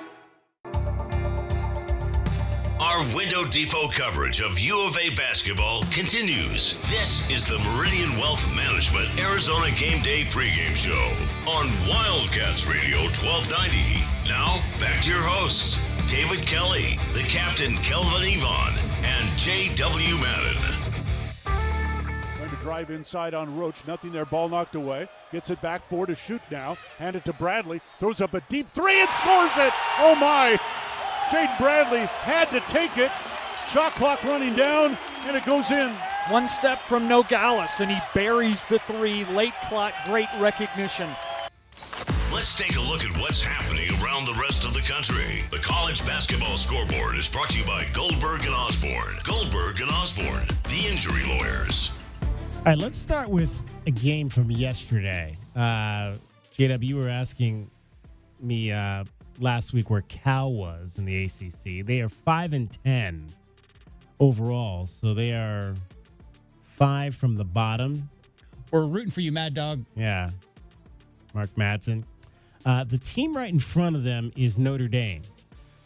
Notre Dame lost yesterday to Louisville by a score of 75-60 at home to drop to 11-14 overall and 5-9 in the ACC. Louisville, of course, is pretty good. They're 13-2, but apparently there were a lot of Louisville fans that got into the building in South Bend yesterday, and that did not please Irish head coach Micah Shrewsbury. Don't give up on these kids, because we're going to get this thing rolling. I sat there and watched more Louisville fans in here than Notre Dame people, and that's embarrassing. That's embarrassing for me, because I'm the head coach here. And yes, I got us in this predicament. But don't come back when we're losing or when we're winning, because we're turning this around, man. You better believe that. Everybody that gave up on me, believe it. Write this date down and believe it, because we're going to get this thing rolling. I don't care if you gave up on me. Okay. Micah Shrewsbury, we'll write that date down. Sunday, February 16th. 2025. We'll see if that's the turning point for the Irish on the basketball It's side. like I said earlier about disgruntled Arizona fans who blame Coach Lloyd for not making a Final Four for 25 years. Mike Bray was 3-17 last season with that same Notre Dame Fighting Irish. So, I mean, I don't put the Kelvin, how long does it take to take a program from 11-21 overall, 3-17, last place in the conference? How do you turn that around, and does it happen in 9 months? Yeah, and I don't know about too many big-time NIL deals that they did on that team as well. But, yeah, man, I think you got to give a coach, man, 3 to 4 years. I mean, I know in this new day and age where you want that quick gratification, but I just think that it takes time to build a real sustainable program. I mean, you can get those, where you can pop in and, win a few games here and there. But if you really want to do it, you got to have an administration that's going to, stick behind you and give you time to put together the players you need to compete in this day and age. And I get it, man. I mean, come on. Like, there's nothing worse than being in your home gym and having more fans from the opponents, especially at a storied program like Notre Dame, right? I mean, they've had success on the basketball court too, guys. However, I don't put the fans not being there and being super hyped about this program at Coach Micah's feet, right? Like, he's inherited a bit of a dumpster fire. He's trying to turn it around. Well, I mean, it's Notre Dame. You would think they've got money there to potentially throw into that NIL and turn that thing around quickly. So we shall see if they believe that he's the guy they want to put that money behind. 2 games in the Big 12 tonight. Just that's it. The game that the Wildcats will play at Baylor, and then one other game tonight. Kansas State will go on the road at 7-7 and take on Utah tonight. The Utes are 6-8. They'll be in here this week. BYU and Utah will both come to Tucson for a homestand. Yay, for the Arizona Wildcats. In terms of the top 25, only one other game on the docket, and that involves number 3 Duke. They are on the road at West Virginia. The Blue Devils are 22-3. They're 14-1. They're the number 3 team in the country, and they are currently leading early in the first half, 15-12, over the Virginia Cavaliers. Arizona and Baylor tonight at 8 o'clock. You'll hear it right here on Wildcats Radio 1290 and also on 107.5. Scott Drew, I've nicknamed him, if you heard the interview with John Morris there, I've nicknamed him the Anointer. And that is because he just seems to make very bold statements about situations. Here's what he said about Henry Vesar the last time that these two teams got together, and Vesar played a pretty fantastic game. He's a pro. First time I saw him on film, I was like, he's a pro. I don't know how Tommy does it year in and year out. He finds them dudes. He finds them dudes, that's for sure. So he anointed Henry Vesar as a pro. And then a few weeks ago, when Baylor lost to Texas Tech, Scott Drew anointed the Red Raiders. There's probably 4 teams in the Big 12, maybe 5, that could go to a Final Four if they got hot, and Texas Tech might be the best right now in the country in the Big 12. There you go. So he's the anointer. Henry Vesar is a pro. Texas Tech is a Final Four team. They're both true statements, though. I mean, Texas Tech right now is the 7th net ranking in the country. In case people haven't paid attention, they are all this close to the 1 line, guys. They are creeping up on getting a number 1 seed in the NCAA tournament. That's how well Texas Tech is playing. And I think in today's day and age, we talked about this a lot, Kelvin, but 7-footers who can rim protect and knock down threes, there's a spot for you in the NBA. That's how this works. I mean, that's what the NBA game is these days. So, yeah, I think, again, that's a little bit of a Lou Holtz thing, DK, where you're kind of buttering up the competition and tell them how great they are and that whole thing. But I think both of those are true statements. I do think Texas Tech is a Final Four contender the way they're playing right now, and I do think Henry Vesar is a pro. And I think he's a pro as well, but I think you have to watch it when you hear a coach say that, because a pro is not necessarily means NBA. Right? It means that he's a pro across seas. I mean, he could be a pro wherever that is, where he's going to be at. So I think it was more geared toward that than necessarily saying NBA, because usually when they say he's going to be a lottery pick or he's going to be a first-round pick, that's how they kind of say NBA player. Am I right or wrong with that, J-Dub? Usually they say he's a first-round pick or he's an NBA player. Yeah, but when I heard they say he's a pro, usually that's more likely he'd be playing significantly, across seas. Yeah, I think he basically means that guy doesn't have to work for a living. There it is. Right, for the rest of his I mean, he's going to be able to make enough money playing basketball somewhere. And I also know him personally. Never heard him say nothing bad about anybody. Right. So he's just one of them guys. Even back to his days when he was playing, like he was always kind of had that positive outlook so on life. I don't really listen to that a whole lot, because again, he could be buttering up Vesar. Hopefully Vesar takes it, hey, let me show him again that I am that guy. You're right. Or he better watch out, because he's motivating his guys to show differently. Here's my question to you, Calvin. How many bigs has Scott Drew put into the league? Right?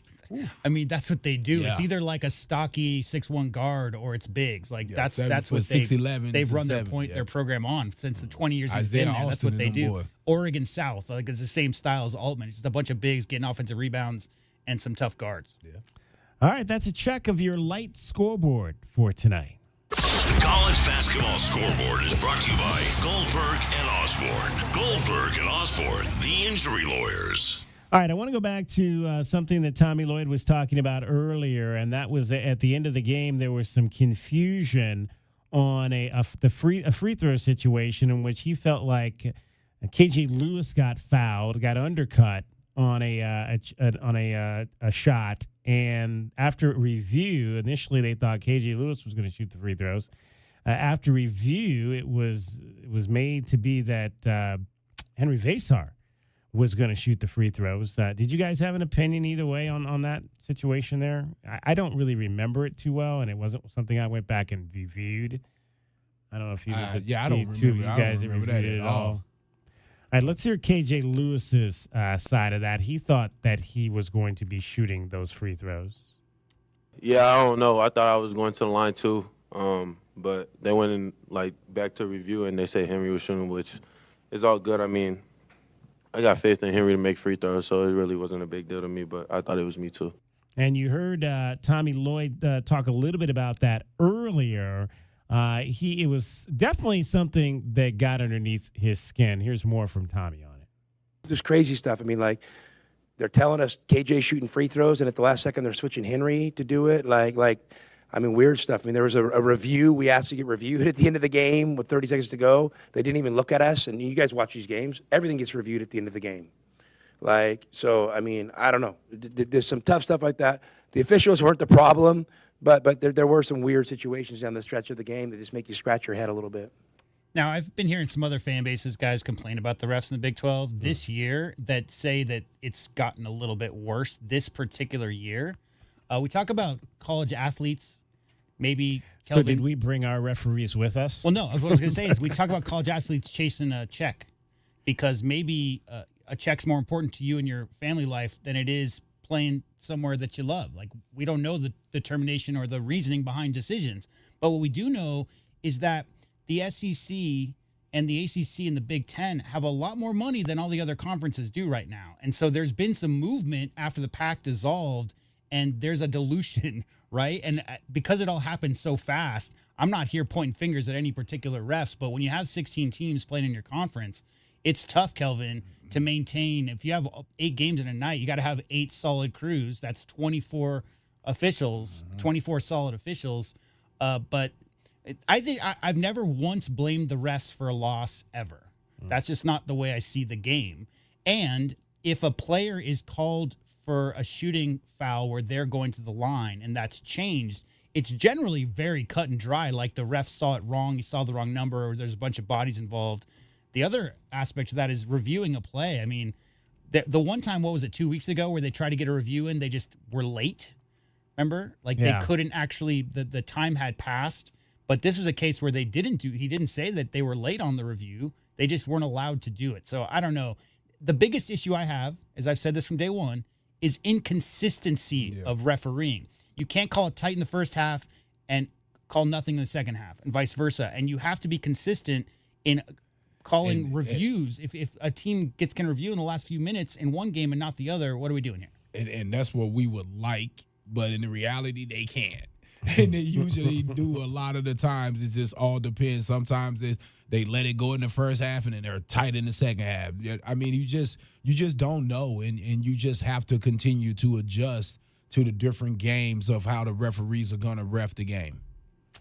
All right, let's find out who that Baylor Bear is going to be that might get underneath the Wildcats' skin tonight.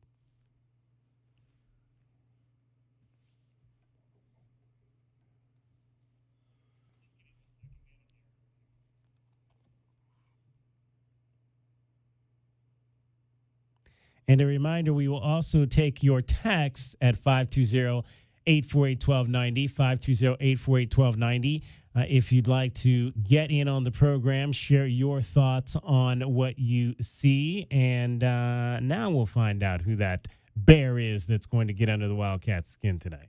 Who is today's pest of the game? 1 second. Got it at the buzzer. The Pest of the Game is brought to you by University Termite and Pest Control. Check them out at bepestfree.com. All right. Who's that going to be for you, Calvin Efon? I'm going to have to go with Jeremy Roach because last game out, he went 0 for 6, had a tough game, and I just figured that he has to bounce back for this team to be successful. So I think he's going to bring it. All right, Jeremy Roach.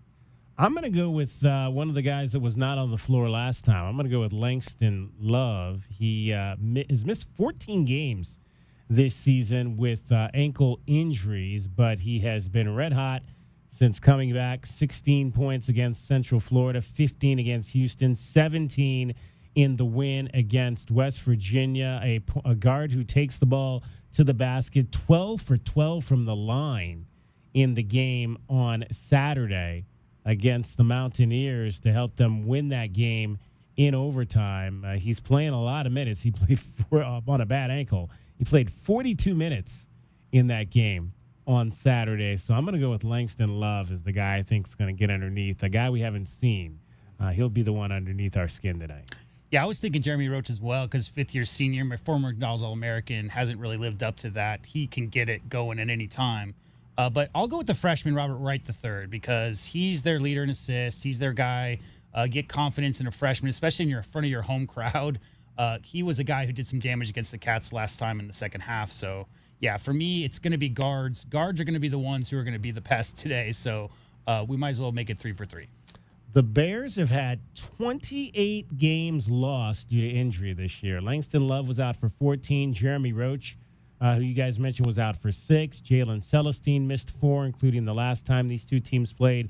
VJ Edgecombe, their other talented freshman, has missed a couple of games, and now Josh Ojianwuna has missed the last 2 games and will miss the remainder of the season. Norchard Omir, one of the things he says that this team needs to do to win tonight is attack the glass. When you rebound, you win games, and you lose games when you don't rebound, as you saw at Houston. So, that was definitely a great focus during practice. He keep reminding us that, when we rebound good, it's hard to beat us. So, that was big. Yeah, that was something that they really struggled to do in that loss against Houston prior to the win against West Virginia. Another thing that like Arizona, that they've struggled to do is make a lot of threes. Langston Love talks about what they need to try to do when the shots are not falling. I mean, it just says, we've been working, it's something we were building on all year. When the 3 ball's not falling, get to the paint, make something happen. Just down the stretch, it just shows how resilient these guys are, and just everybody to find a way, because when we get close to March, it's about finding a way every game. Well, and the Wildcats have had troubles, especially of late, shooting the 3-point shot. Tommy Lloyd has said this is not his team's strength. Shoot good shots. You got to shoot good shots. That's it. We got to shoot good shots, and you got to live with the make or miss. And obviously, guys, it's no secret. I'm not telling anything crazy. We're not the best 3-point shooting team you've ever seen. This is not the 2017 Golden State Warriors. We're a gritty team, and it's a little bit ugly sometimes, but that's just how we ended up being built, and we're okay with it. We've won a lot of games doing that. So, I thought we had some good looks at 3. It would have been nice if a few extra ones would have went down. Obviously the last couple of games would have made a huge difference, but they're not. But we're still in the game, giving ourselves a chance to win. And at the end of the day, in the Big 12, that matters. I'm not a guy that's going to sit here and say, we've got to make 10 threes to win the game. No. We just got to score more points than the other team. And we had an opportunity to do that today, and we didn't. And Houston gets credit. And hopefully we can learn from it. All right, I'm the guy that says they got to make at least 10 threes to win some of these big games. I'll be that guy. Kelvin, okay. If you are the 307th ranked team out of 355 teams in the country, that's where Arizona currently ranks in 3-point shooting percentage. 307th, 31% as a team. Should you be taking 20 or more threes in a game, and should Caleb maybe not have 8 or 9 and maybe something like 4 or 5? Oh man, I think Caleb should probably be around 6. I think he should be around 6. And I think if that's taking around 15 shots, then I would like 9 2-point shots. Yeah. Because he has to take the shots. I'm not trying to take shots away from him. Right. I'm just saying 1 for 9 from 3 really adds to that average. Especially, man, when you see his ability to get all the way to the rim with the left hand. Yeah. He can finish with both hands. The Skywalker. I would just like to see more setups on where you forcing them to go back door for some looks or something like that. Maybe even a backdoor dunk. And I know this is not in the offense, but the back doors are. And I would just like to see a couple of them a game. I just think it forced the defense to play against you differently, and it just shows different looks. Right now, the defense just could really play them at the 3-point line, right? And force, and basically they go away from them, it seems like. And I would just love to see them dribble to them and hit them with a backdoor or a handoff or something, almost similar to what you seen Houston do the other day. All right, we'll get into that just a little bit more coming up straight ahead. It's Meridian Wealth Management Arizona Game Day. Wildcats, number 19 in the country, taking on Baylor tonight down in Waco. Tip-off fast approaching at 8 o'clock. Along with Kelvin Ifan and JW Madden, my name is David Kelly. Thanks for joining us. You're listening to Wildcats Radio 1290. Amazing stuff. That's today's best of the game. Best of the Game is brought to you by University Termite and Pest Control. Check them out at bepestfree.com. Our Window Depot coverage of Arizona basketball is getting you closer to tip-off. This is Meridian Wealth Management Arizona Game Day. Hour 2 of our pregame show is brought to you by Dave & Buster's Tucson, Dorado Rock, Goodfellas AC, Humane Society of Southern Arizona, Lexus of Tucson, Recon Auto Detail, Right Way Heating, Cooling, and Plumbing, Rocking K, a master plan community designed by nature, University Termite and Pest Control, and by Meridian Wealth Management, wealth well managed, life well lived. Do you often worry you left your garage door open? With the LiftMaster Garage Door Opener powered by MyQ, you'll never worry again. You can control, secure, and monitor your garage from your smartphone anytime from anywhere through the MyQ app. As an authorized LiftMaster dealer, we have smart openers designed for your needs, including belt drive motors for ultra-quiet operation, integrated camera for live video streaming, and battery backup that lets you in when the power is out. The team at Kaiser Garage Doors and Gates are your locally owned LiftMaster professionals. Visit KaiserGarage.com to learn more. Ready to score a new vehicle? Whether you are looking for a new car, truck, or electric vehicle, at Royal Kia, we know exactly what you want. A quality vehicle at a great price and to be treated fairly. We stand by our transparent online pricing, offer a 72-hour buyback guarantee, and you work with our no-pressure, non-commissioned sales staff. Royal Kia, the dealership that's different. OAC plus tax, title, license, dealer installed options, and $589 doc fee. Royal Kia, Speedway in Columbus, or RoyalKia.com. The cold Arizona nights are here. Is your furnace ready? For just $59, Right Way is offering a complete system tune-up, ensuring your furnace runs efficiently to keep your home comfortable all season long. Routine maintenance is key to avoiding costly breakdowns. And with over 9,000 five-star Google reviews, you can trust Right Way to get the job done right. Plus, we'll include a free carbon monoxide test for your peace of mind. Call Right Way today at 520-640-2665 or visit us at rightwayac.com for your $59 complete system tune-up. Sean Furrier for Jack Furrier Tire and Auto Care. Now that winter is really here, cooler overnight temperatures mean that your tire pressure warning light could be on. In most cases, you solve the problem by simply adding the correct amount of air to your tires. As always, you can stop by any of our 14-area Jack Furrier Tire and Auto Care locations for a free tire inspection and air pressure check. And if you need help with that low pressure warning light, we fix those too. Check out jackfurriers.com. Jack Furrier Tire and Auto Care since 1960, here to get you there. Experiencing the natural wonders comes easy at Rockin' K. Nestled at the base of the Rincon Mountain foothills, enjoy stunning mountain views up close every day. 6 model homes are now open to tour at Del Webb at Rockin' K. Here, life is about more than just beautiful homes. It's about the experiences waiting outside your front door at this new 55-plus active adult neighborhood. LiveRockingK.com. Designed by nature. Proud U of A radio broadcast sponsor. If you're feeling overwhelmed by the thought of a home remodel, don't stress. The Window Depot is here to help. At the Window Depot, we're your one-stop warehouse for everything you need for your next remodel. Windows? Check. Doors? Got it. Cabinets, countertops, and everything in between, you'll find it all here at the lowest prices. Whether it's a kitchen, bathroom, or whole home makeover, our experienced designers are ready to bring your dream home to life, all at unbeatable prices. Find a location near you or shop online at thewindowdepot.com. The Window Depot, more than a window store. I love my weekend rides across Arizona. I travel with all the protection I need. Helmet, gloves, leathers, and the Eagle. Goldberg and Osborne. The Eagle fights hard to help injured riders across the state.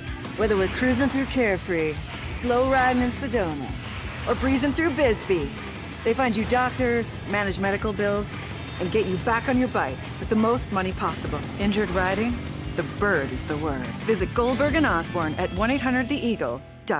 Hi, this is Peter Costa, former governor of the New York Stock Exchange and proud member of the Advisory Business Council with Meridian Wealth Management. One thing I've learned over 40 years on the floor is the value of a trusting relationship with your financial advisor. After all, everyone is a genius when the markets are going up, but when they drop, that's when the guidance of a professional is most important. For more information about Meridian, call 719-1433 or visit online at meridianwealthllc.com. Advisory services provided by Meridian Wealth Management, a registered investment advisor. Wildcat Nation, are you ready? Caleb on a breakaway windmill jam. Arizona basketball never sleeps. Bear down, Cats. Our Window Depot coverage of U of A basketball continues. The Meridian Wealth Management Arizona Game Day pregame show is brought to you by Meridian Wealth Management. Wealth well managed, life well lived. We're getting closer to tip-off for today's Arizona basketball game. This is Wildcats Radio 1290. Left corner, Townsend for three. Rattles it home. Trey Townsend, Lexus at Tucson Charity 3. First points in the last 3 games. Found points. Trey Townsend from 3. That's Arizona and Baylor tonight at 8 o'clock coming up here on Wildcats Radio 1290. Let's let you know what we've got going on in this final hour of our show. Let's take a look at the Right Way rundown and see what's coming up on our pregame show. Brought to you by Right Way Heating, Cooling, and Plumbing. Do things the right way. We've got our best bets coming up for you. U of A getting 2 points tonight. 152.5 is the line on that.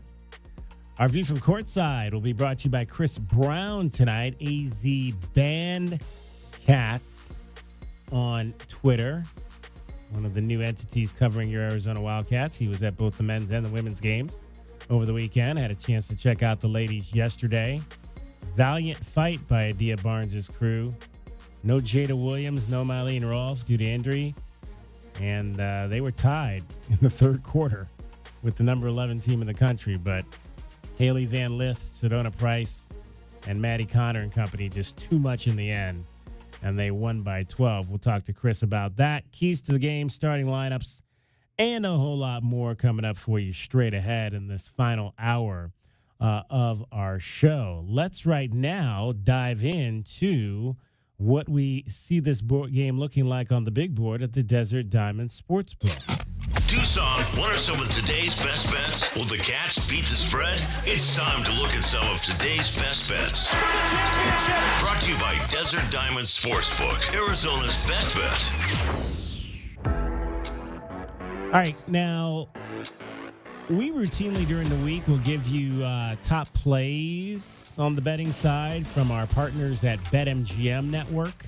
Used to be BetQL Network. Now it's BetMGM Network as they've aligned. They always have been aligned with BetMGM Sportsbook in Las Vegas. Well, today they gave us the play on tonight's game between Arizona and Baylor. Let's hear what they had to say. I'm Chelsea Messenger, here to help you beat the books with the BetMGM Network. Baylor looks to avenge an earlier loss to Arizona as they host the Wildcats in Big 12 action. Baylor is catching Arizona on a 2-game losing streak, while the Bears have won 3 of their last 4. Tonight, Baylor is at home, and the play is to grab them on the money line as they look to give Arizona their 3rd straight loss. I'm Chelsea Messenger from the BetMGM Network. Bet smarter and beat the books. Download the BetMGM app today. Please gamble responsibly. All right, so BetMGM saying take Baylor on the money line. Of course, we don't play the money line. We play the actual line. But later in the day, they give us 3 plays a day. They also gave us a play on the line, and their call there was to take Baylor and lay the 2 points tonight. So that's what the folks at BetMGM say. What do we say should happen tonight? U of A +2. J-Dub out in front right now at +4 overall. J-Dub, what do you say? I don't think the BetMGM quote people think that, but the computers certainly think that Baylor will get the win. I think Arizona bounces back. I think Arizona, the real way that the Baylor Bears beat teams is by out rebounding them. I don't see that happening in a crazy way tonight. I don't see Arizona getting crushed on the boards. I think they'll go in properly motivated. I know they haven't played in that building, but I just like the way that the Cats have been playing these last 10 games despite the losses. So, yeah, I like the Cats, maybe 4 or 5 point win. All right. Kelvin. Yeah, I think this game would be like 80-71, the Cats. I just think that we'll play better offensively. I think coaches challenge these guys. I think the guys, again, have a bad taste in their mouth because they should have won that game. They were the better team for a 35 minutes, as DK said. And so, yeah, I think they come back with a little vengeance. All right, everybody took the points on Saturday, and it did not work out in the Cats' favor. Kelvin and J-Dub taking the points tonight, and I think that's the play that I'm making as well. I think it's going to be a little bit closer game than that. I know you guys are saying 5 to 10 points. I think it's going to be maybe a 3 to 5 point game is what I'm saying. But I believe Arizona will come out on top tonight in this game. Over under 152.5. More normal to what we're used to. I'm going to go under, though. I just think this is maybe going to be a lower scoring game on the road than what we're used to seeing the Wildcats play at home. I'm going to go under on that. I'm going under as well. I think it's going to be a battle down there. Over-under is 149. 152.5. Yeah, I mean, I think both these teams are going to get some points in. It's not going to be quite the slugfest we saw on Saturday. So I'll say over, but not too much. But, yeah, I think a little bit over that. Okay, so J-Dub is going to take the over, much like he did. You notice I said 80 to 71, so what's that, one under? So I got to go under. There you go. You already laid a score out there, so you have to do that. All right, so everybody's taking Arizona plus the 2. Kelvin and I are taking the under. J-Dub's taking the over. BetMGM says take Baylor on the money line and take Baylor minus the 2. We'll see who's in the right coming up tonight on the postgame show. Those are today's best bets. Brought to you by Desert Diamond Sportsbook, Arizona's best bet. All right, Caleb Love and KJ Lewis are in their second season together here on this Arizona Wildcats roster. They are 2 of what we deemed 3-guard play at the beginning of the year when KJ Lewis was in the starting lineup. Obviously, he's gone back into a off-the-bench role for the majority now of this season. KJ Lewis is on the season in terms of free throws, one of the better free throw shooters at 85%. Caleb Love is also one of the better free throw shooters in the conference at 87%. Both in the top 10 right now in that category in the Big 12 Conference. The two of them talked about the relationship that they have been able to build on the floor over the course of the last 2 seasons. Obviously, we had, a year and a half under our belt now. And so just knowing where KJ is on the court, when I drive, I know he's cutting. If I, drive towards him, I know he's going to be open or, away. Just finding him in transition for him to get easy dunks, easy layups. And then also him just finding me in transition, finding me on, throw-ahead threes or in the corner on certain sets. And so we definitely got, a lot of chemistry. Obviously, we, connected on and off the court. So that helps, and, it's been great playing alongside him. I mean, he said it best. I mean, we've been playing with each other for a year and a half now. The chemistry is going to continue to grow, and he just makes the game easier for everybody on the court. Definitely a magnet for defenses, so it helps everybody on the court, get what we need, and then he's also a spark on both sides of the ball, and, you love playing with a guy like him. KJ Lewis has 15 points, has scored 15 in each of the last 2 games, shooting 12 of 22 from the floor. Caleb Love on pace to set a career best for fewest turnovers in a season, while also reaching 100 assists in a season for the 4th time he's done that in the last 5 years. You heard KJ Lewis mention that Caleb has been a menace at both ends of the floor, both offensively and defensively. Love talked about his improved defensive play. Just giving more effort, giving what the team needs, and that's exactly what the team needs is my defense. And then just feeding off these guys and their energy, KJ, JB, CB, all those guys giving that extra effort, and me just pitching in and taking it personal for whoever I match up with. They not getting their average or they're shooting inefficient and things like that. So and then helping the helper. So.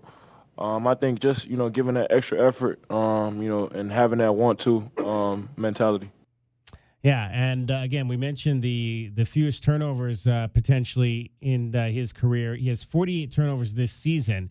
His low for a season was 74, and that was set last year. So he's well underneath that number currently. He has 86 assists this season. He is also one of 10 players recently named to the Jerry West Award Watch list is Caleb Love. There was a reputation of him being maybe a difficult player during his years at North Carolina. Tommy Lloyd says that is the furthest thing from the truth. We haven't had one character issue in 2 years. I think that's a pretty good indicator of the type of person he is. Hey, for whatever reason, he's ended up being a lightning rod, and and I guess in social media when people can voice their opinions that probably really shouldn't matter. They voice their opinions, and for whatever reason, he's been a popular target. All right, it is the Wildcats and the Baylor Bears with tip-off coming up in a little over 1 hour. We'll get a break in here, come back, take you down to courtside. Chris Brown from AZ Bandcats Sports is going to join us. We'll get his thoughts on Arizona men's and women's basketball straight ahead. It's Meridian Wealth Management, Arizona Game Day, and you're listening to Wildcats Radio 1290.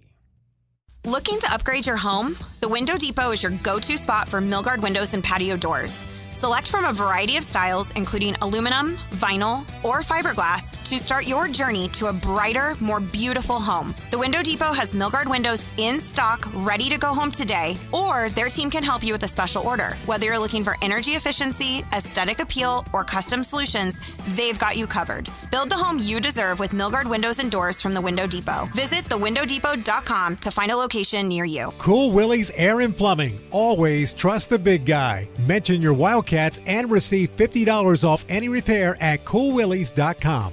Cool Willie's is proud to be a partner of the University of Arizona Wildcats basketball radio broadcast. Two powerful teams working hard for you to get the job done right every day. Cool Willie's Air and Plumbing. Big enough to help, small enough to care. Remember to mention your Wildcats and receive $50 off any repair. coolwillies.com. At University Termite and Pest Control, we handle all your pest problems. Maybe a few family ones, too. Wait, you can even take care of my in-laws? I always tell people we'll take care of anything, even in-laws. You just have to dig the hole. Okay, but seriously, is it okay for our pets? Absolutely. It's okay for pets, kids, anything you want to live, will live. Call us today at University Termite and Pest Control. We'll squash those pests and enjoy it. Driving the lane, dunking on the competition, and playing as a team. These are things we'll see this season watching our Wildcats play basketball. These happen to be the things you'll also find when you buy your next vehicle from O'Reilly Chevrolet. The only difference is at O'Reilly, nobody gets penalized for traveling. Heck, we actually encourage it. See us on Broadway next to Park Place Mall. Call 747-8000 or find new roads at O'Reilly.com, where you can experience our version of a steal. O'Reilly Chevrolet, more than a great price. O'Reilly Chevrolet. Do you trust those in charge of your financial future? Trust is founded on 3 core principles: competence, honesty, and benevolence. Those making decisions about your financial future should always place your best interest ahead of their own. I'm Natalie Fernandez-Lee, and at Meridian Wealth Management, fostering trusted relationships with our clients is our top priority. Call us at 719-1433 or visit meridianwealthllc.com to learn more today. Advisory services provided by Meridian Wealth Management, a registered investment advisor. My heat and air were in a state of disrepair. Are you having sewer and drain issues? Pixrox Cooling, Heating, and Plumbing is the name to know when your drains don't flow. We do the dirty jobs so you can focus on yours. Leave the drain pain to the experts. Call Pixrox Cooling, Heating, and Plumbing at 520-492-0748 or pixroxcooling.com. Pixrox Cooling, Heating and Plumbing. If you're suffering from back pain and your physician is giving you a back brace or a pain pill or an injection and not explain the process of what you have and how to rehabilitate yourself, then there might be something missing. I'm Tom Corey. I'm a physiatrist here at Desert Sky Spine and Pain.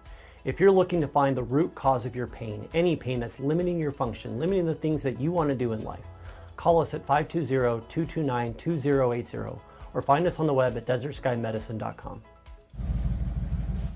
Quick, she's over here. I don't know. I just found her like this. Yeah, she's banged up, but she'll be fine. Oh, thank God. What can I do? Just need the keys. And, sir?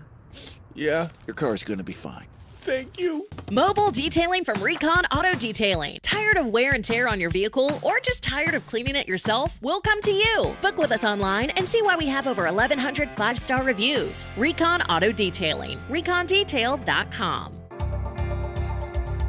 Our Window Depot coverage of U of A basketball continues. This is the Meridian Wealth Management Arizona Game Day pregame show on Wildcats Radio 1290. Now, back to your hosts, David Kelly, the captain Kelvin Yvonne, and J.W. Madden.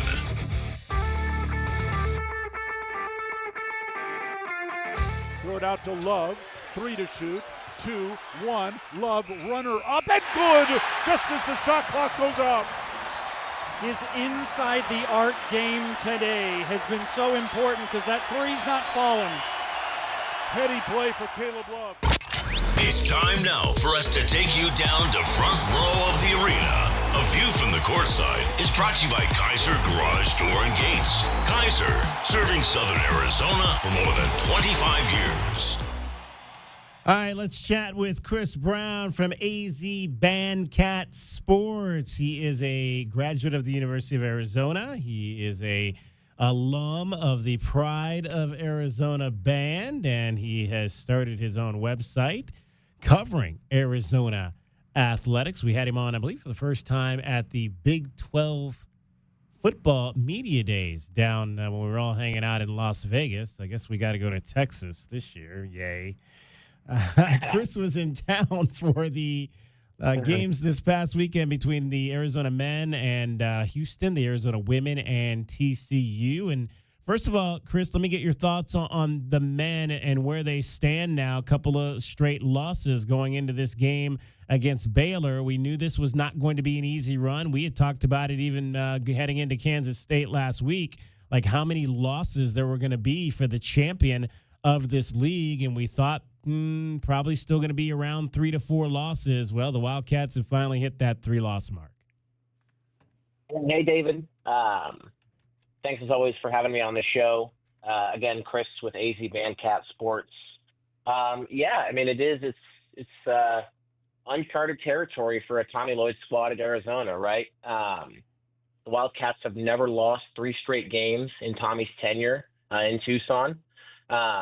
And so I think, right, based on sort of the energy that he brought into the post-game presser, I think the Wildcats are going to put up a good fight tonight. Definitely going to be a fiery bunch for sure. What are your impressions of what you well, let's just start with Saturday. What did you take away from what you saw Saturday? A few things. The first is that, and it's sort of, I don't know what the right adjective, the right descriptor is, but I think people talk about Houston, right, as not only the premier team in the Big 12, but one of the premier teams in the country, and we saw that on Saturday. Arizona had the lead at the under 7 minutes to go in the game, right? But Houston is just one of those teams that wears you down, right? They're tough, they're physical, and we saw that in the final score, right? 62-58. It was a defensive slugfest, but that's what Houston does. And so I think, right, obviously that's the goal for Arizona, in the next, couple of years to get to a point like that. But Houston showed why they're one of the best teams in the country year over year right now. We were just talking in the last segment. Obviously, this is not the best three-point shooting team in school history. And Tommy came out after the game and says, look, we don't have to make 10 threes.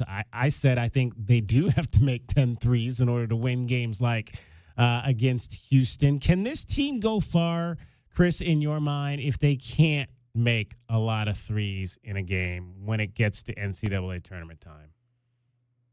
Obviously, three-point shooting helps, right? It expands the floor. It opens things up for the offense. But I agree with Tommy on this one, right? Like, you don't have to that doesn't have to be the only way to score, right? At the end of the day, the goal is to score more points than the other team. And so if they want to do that, crashing the glass inside, being tough and physical, that's okay. But two things have to happen. One, the guards have to continue to, get their head down, get downhill, right, and put pressure on defenders, right, get them in foul trouble, get to the line, and make up for that opportunity there, right? 2 points or a shot at 2 points at the line is better than a missed 3-point basket. So, all right, just looking at it from a math standpoint there. And then the other thing is the bigs can't get in foul trouble or get flustered early, right? And I think that was a big difference on Saturday is that, Tobe, a week before, averaged a double-double, was the Big 12 newcomer of the week, and then on Saturday finished with 0 points, 4 rebounds, and 3 fouls. Yeah. So the bigs have to be involved, right? If the guards are going to be aggressive and be three-level scorers, then the bigs have to help them out and crush the glass and help get put back, second chance opportunities, those types of things.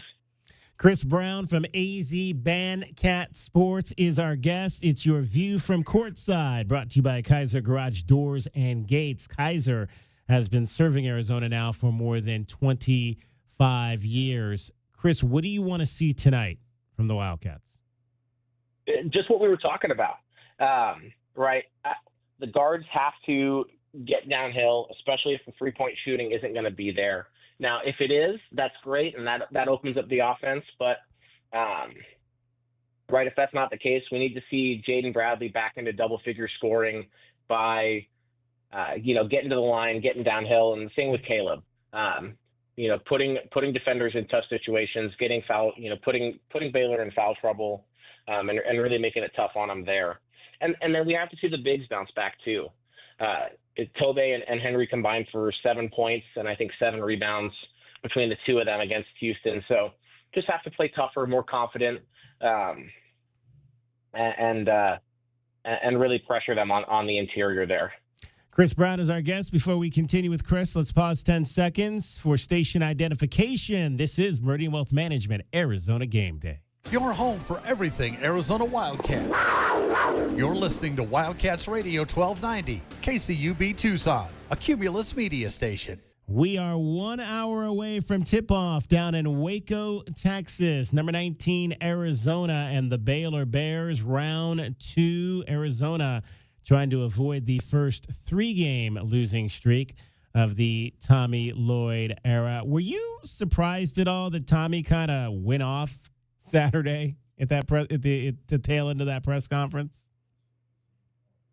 A little bit here and there, but understandable, right? Arizona has a lead for most of that game, and it just slipped away. We're getting to the end of the season.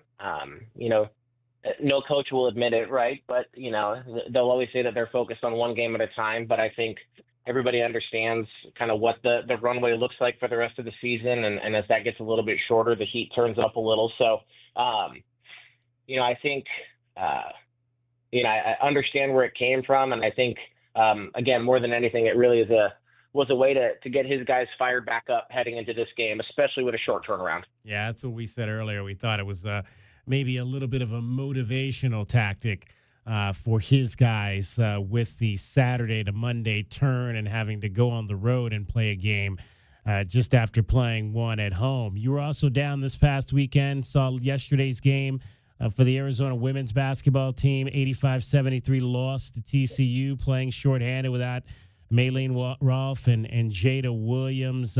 Pretty impressive considering what they had going in. What were your top takeaways from that particular ball game, Chris? Absolutely. And before we jump too much further, Adia said it yesterday, Paulina Paris has been battling a flu all week, wasn't able to hold down rice, Gatorade, any sort of food or anything like that for 4 days. Skylar Jones is playing with a cold, so really a banged-up team, and they talked a lot about Skylar joked about it being reminiscent of last year, right, and the short bench that Arizona continued to play with. But, no, I was really impressed, especially given how shorthanded the team was and the caliber of competition that they played yesterday with the fight. I mean, Arizona, it was an 8-point game heading into the fourth quarter. Wildcats showed a ton of grit, ton of toughness, and really, the playing with house money. So. Yeah, I mean, exactly. I mean, you go into a game like that, you're just hoping to come out the best you can. And I thought they gave a valiant fight for sure. I mean, tough when you got a 6'7" Sedona Prince in there. I mean, she's one of the best bigs in the country and a very difficult player to defense. Bray Cunningham, they shut her down pretty well going into this final stretch of the season. 4 games remaining. The Wildcats are probably, Chris, in a position where they need to win all 4, if not 3, heading into Kansas City. Do you believe this is an NCAA tournament team? I think they're right there. There's always something to be said for how you finish a season, if you're playing hot, those types of things. And so, Arizona continues to prove year over year that they can be dangerous and make some noise. If given the opportunity to make the NCAA tournament. So we'll see. I would agree that they have to finish the season strong. Right. I think Adia knows that, and maybe there was some of that, that was some influence on resting Jada this past game, knowing that these next 4 games are crucial down the stretch for the Cats. But I think anything's possible, and we'll see. You've obviously AZ Bandcat Sports is continuing to grow. Folks need to check it out, azbandcatsports.com. You got like a fancy moving scroll here at the top of the page, Chris, man. You got all kinds of technological things going on. How's the development of this new site gone over the course since we first spoke about it in Vegas back in July? It's been great. Wildcat Nation is just incredible. The support is amazing. Since we connected in Vegas, had our first credentials at home for Arizona football and men's and women's basketball, right? And that's not possible without the support of Arizona fans and media like yourself and so many other folks who are willing to, give us tips and tricks and just help support and share content where they can. So I'm really, really grateful for everybody who's helping make this dream a reality. How are you trying to maybe stand out from some of the others like AZ Desert Swarm and Go AZ Cats? Well, first, those are great folks and those are great sites. So if you're not already following them, be sure to do that. But I think the thing that AZ Bandcat Sports does that's unique and different from everybody else is really providing what I'm calling game day coverage, right? It's not just, coverage of what happens inside the white lines or within the confines of, the 40 or 60 minutes of a game, right? But it's, the pride of Arizona and the Wildcat walk during football, right? And it's the pride playing, during halftime at football games and even this past weekend or past couple weekends, right? All the pep tunes and things like that the pep band is playing. So highlighting and giving love to the pride of Arizona, but just providing an all-encompassing game day experience that Arizona fans can enjoy, participate in, and celebrate. Outstanding. Well, keep up the good work over there, Chris. It looks like, again, things are continuing to grow. AZ Band Cat Sports, just cat, not cats, .com is the place to check out all of Chris's. And how many? Is it just still you? Do you have other folks working with you now? Or it's just me. Mm-hmm. There you go. One-man banding it. I like that. One-man band, exactly. But we love doing it. It's an absolute blast, and again, the support and the love from Wildcat Nation makes it worth it. Okay, I got to ask you, because we got this picture of you up on, for those of the folks that are watching on our streams, one of our many streams. We're on Facebook Live, we're on YouTube, we're on Twitch, we're actually on Instagram Live today as well. There's a picture of Chris hugging Wilbur. What game was that? So that was my junior year of college, 2019. Arizona played USC at the Coliseum. I thought it was the Coliseum. I was like, that looks like the Coliseum. Yeah, I think you're a USC grad, right? So, I am. Yeah, Yeah, you know it all well. But yeah, we were playing USC at their place. I think it was the first regular season game outside of a territorial cup that the band had traveled to in a long time. Certainly it was the first one in my collegiate career. And then we ended up actually marching through Disneyland the next day. We performed right there, on Main Street and did a parade through Disneyland. So an incredible trip, an incredible opportunity there. And just one of those things, we performed our pregame show at the Coliseum, and Wilbur and I had some emotions after the show.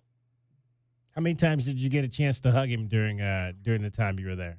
Do they allow people to touch Wilbur frequently? Yeah, I don't. That might be the only time that we hugged it out when I was in the band. But last year when I was in LA for the Sweet 16 game against Clemson, I don't know who was under, who had the honor, the distinction of being Wilbur that day, but they must have known me because they saw me from across the hotel lobby and broke out into a full sprint and came up and hugged me. Same kind of deal. I was like, oh, wow. Hey, good to see you, buddy. So, it's AZ Band Cat Sports, right? We're not just about, what's happening, from buzzer to buzzer, but it's all the love and all the hype outside of it too. So that's what it's all about. There you go. Well, continued success, Chris. We appreciate your time. We'll have you on again as this season continues for both Arizona men's and women's basketball. Appreciate it, David. Thank you so much. Chris Brown, azbandcatsports.com. Check him out, all of his good stuff, as well as on Twitter at azbandcatsports. It is Meridian Wealth Management, Arizona Game Day. That is your view from courtside. We hope you enjoyed your view from courtside. It was brought to you by Kaiser Garage Door and Gates. Kaiser, serving Southern Arizona for more than 25 years. Ready to score a new vehicle? Whether you are looking for a new car, truck, or electric vehicle, at Royal Kia, we know exactly what you want. A quality vehicle at a great price and to be treated fairly. We stand by our transparent online pricing, offer a 72-hour buyback guarantee, and you work with our no-pressure, non-commissioned sales staff. Royal Kia, the dealership that's different. OAC plus tax, title, license, dealer installed options, and $589 doc fee. Royal Kia, Speedway in Columbus, or royalkia.com. Right Way Heating, Cooling, and Plumbing is the ultimate team when it comes to your home's comfort. Thinking about replacing your heating and air system? It's February at Right Way. These are some of the slowest months of the year. We have equipment in stock and our crews are available. And we're including an 80% furnace absolutely free with the purchase of an air conditioning system. And if that's not enough, we're offering 60 months no interest financing, tax credits up to $2,600, energy efficiency rebates, and 10-year parts and labor warranty. Call or text 520-200-2422 today or visit rightwayac.com. Think of waking up with energy, standing tall and feeling free. Think first chiropractic, good health is to enjoy.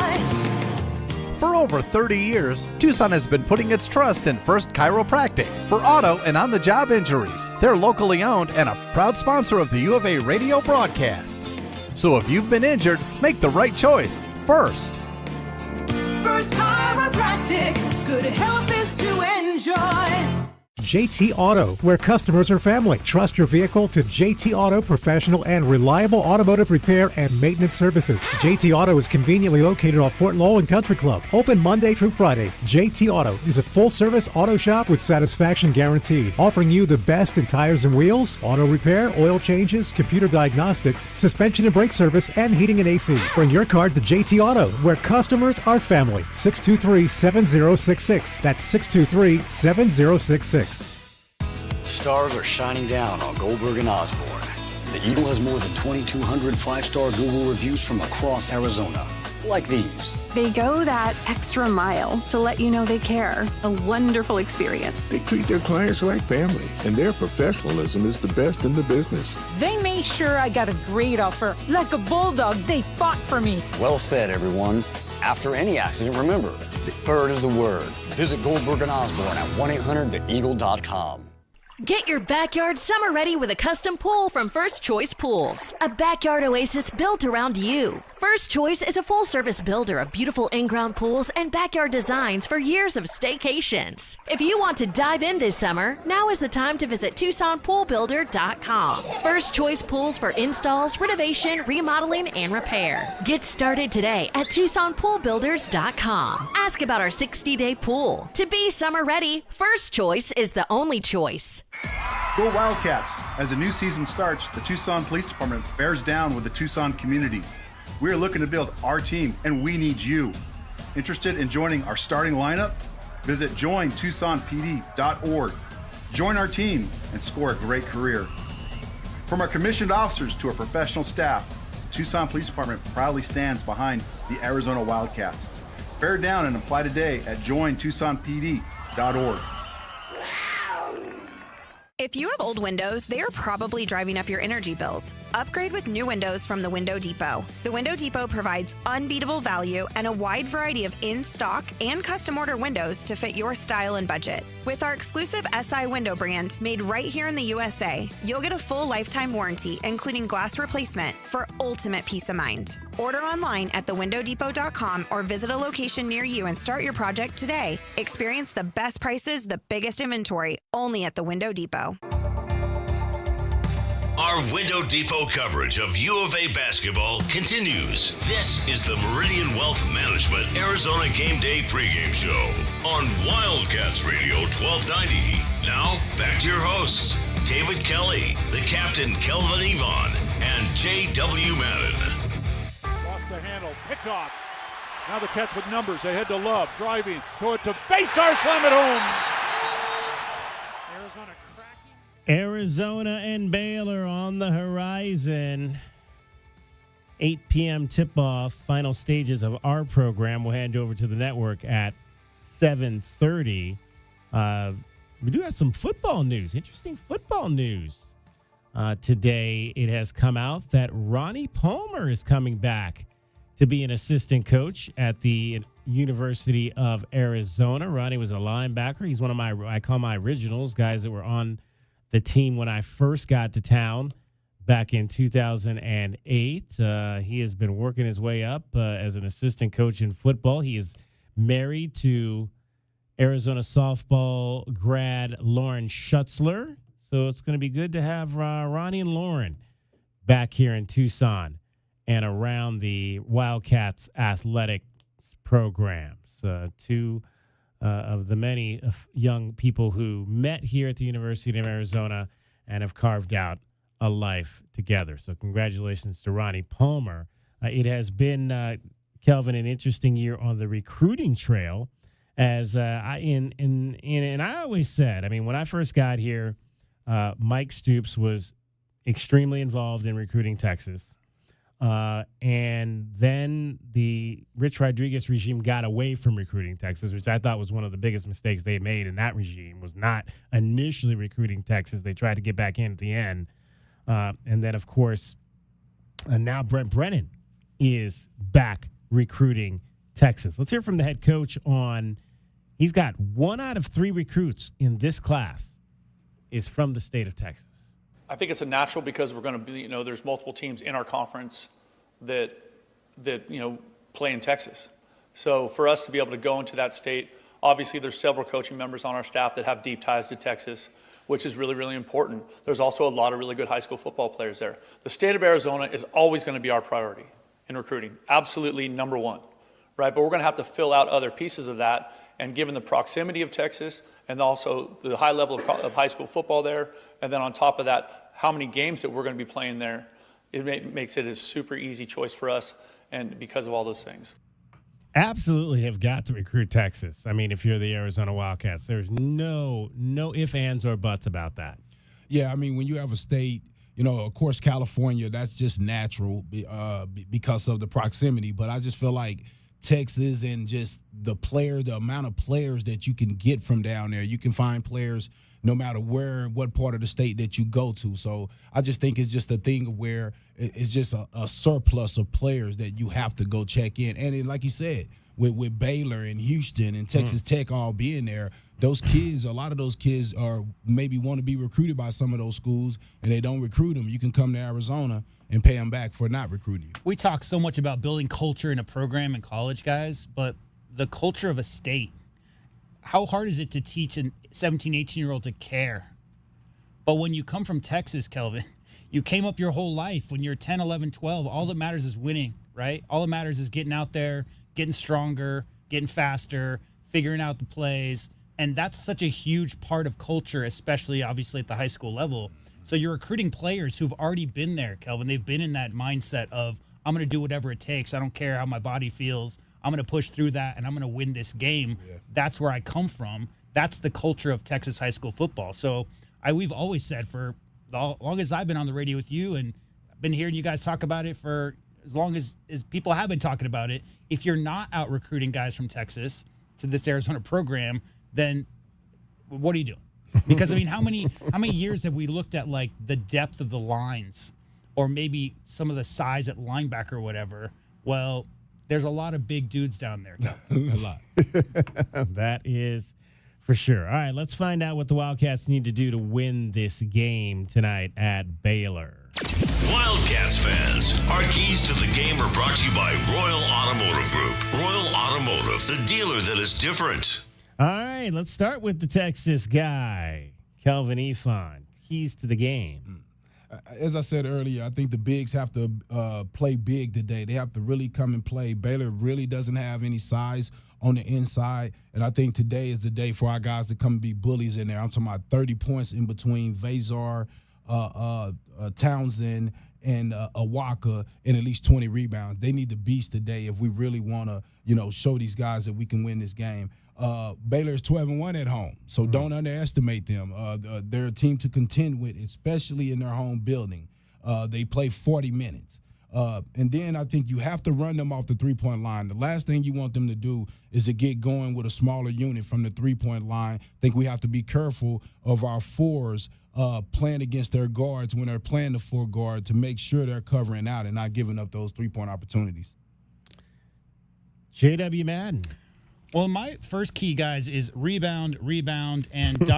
rebound some more. And I'll tell you why. If you look at the Kansas box score, guys, Baylor beat Kansas 81-70. They shot 41% and had 17 turnovers in that game, did the Baylor Bears. Why did they win that game? Because they out-rebounded the Jayhawks 40-27.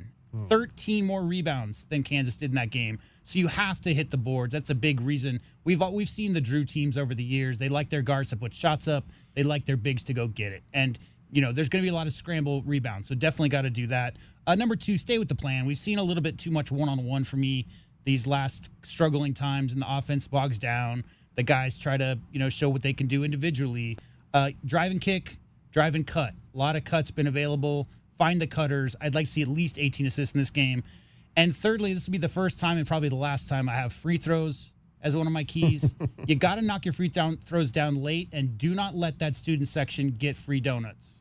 Yeah, that's right. Free cupcakes, excuse me. Free cupcakes. No free cupcakes for the student section tonight. Knock your free throws down. Yeah.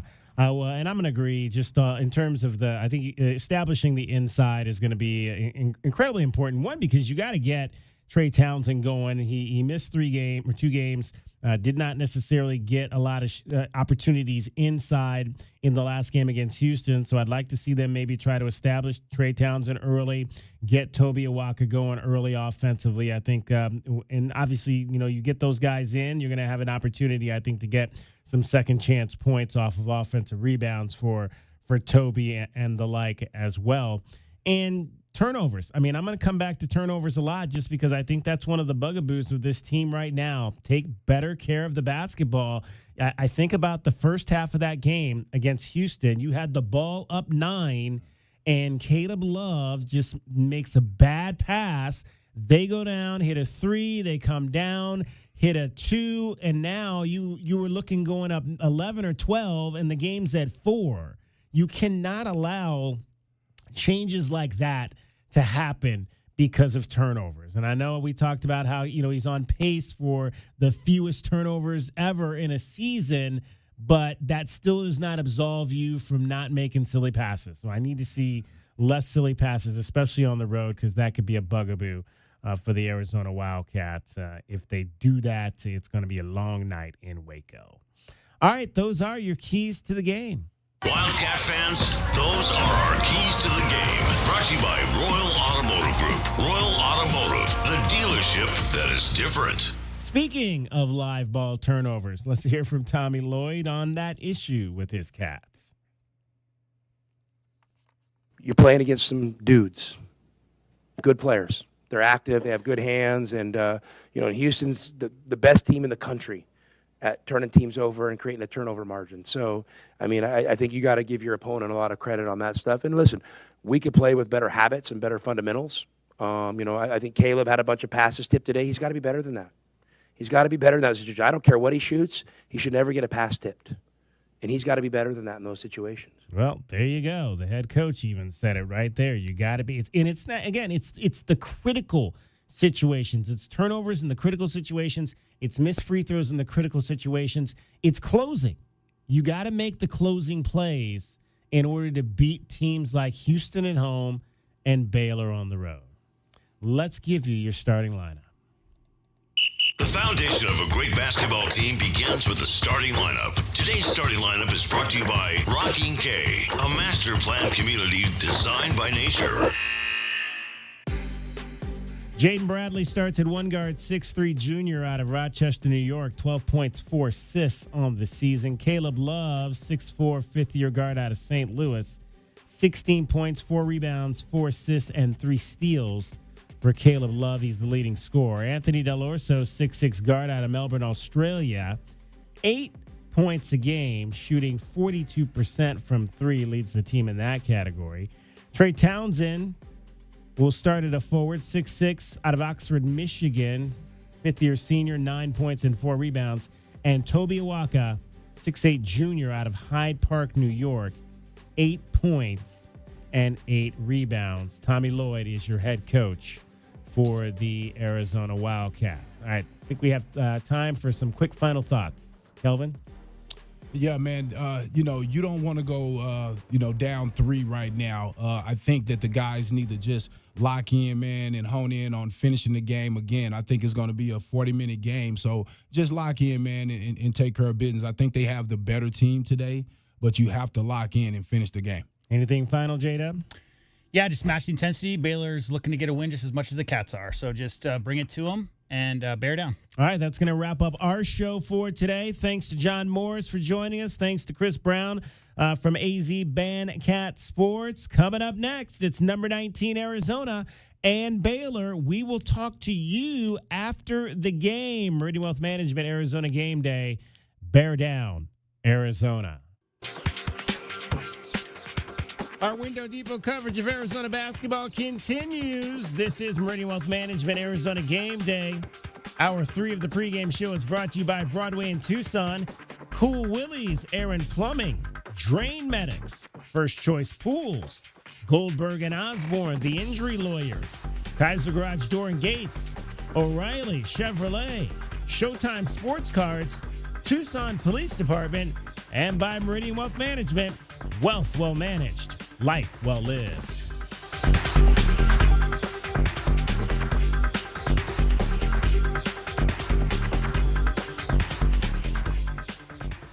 Experiencing the natural wonders comes easy at Rocking K. Nestled at the base of the Rincon Mountain foothills, enjoy stunning mountain views up close every day. In the top-rated Vail School District, Rocking K is close to work, shopping, and services. Tour 18 model homes by top-tier builders offering move-in ready homes and special incentives. LiveRockingK.com. Proud U of A radio broadcast sponsor. Cool Willie's Air and Plumbing. Always trust the big guy. Mention your Wildcats and receive $50 off any repair at CoolWillies.com. Cool Willie's is proud to be a partner of the University of Arizona Wildcats basketball radio broadcast. 2 powerful teams working hard for you to get the job done right every day.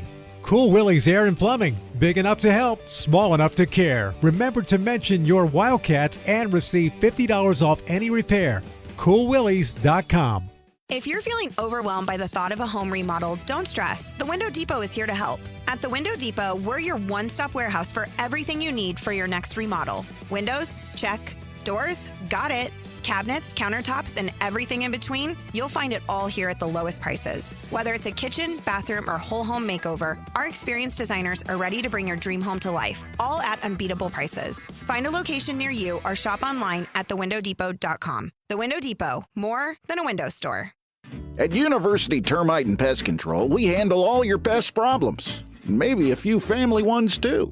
Wait, you can even take care of my in-laws? I always tell people we'll take care of anything, even in-laws. You just have to dig the hole. Okay, but seriously, is it okay for our pets? Absolutely. It's okay for pets, kids, anything you want to live, will live. Call us today at University Termite and Pest Control. We'll squash those pests and enjoy it. Accidents cause hassles as big as the Grand Canyon. So we're hitting the road to spread the word about the bird. The Eagle at Goldberg and Osborne. Freeway fiasco in Flagstaff. Heard in Havasu. Totaled in Tucson. No worries. The Eagle has offices across the state. From Kingman to Sierra Vista, where they fight hard to get you more. So relax and ride on. Because the bird is the word. Visit Goldberg and Osborne at 1-800-THEEAGLE.com. Hi, this is Peter Costa, former governor of the New York Stock Exchange and proud member of the advisory board.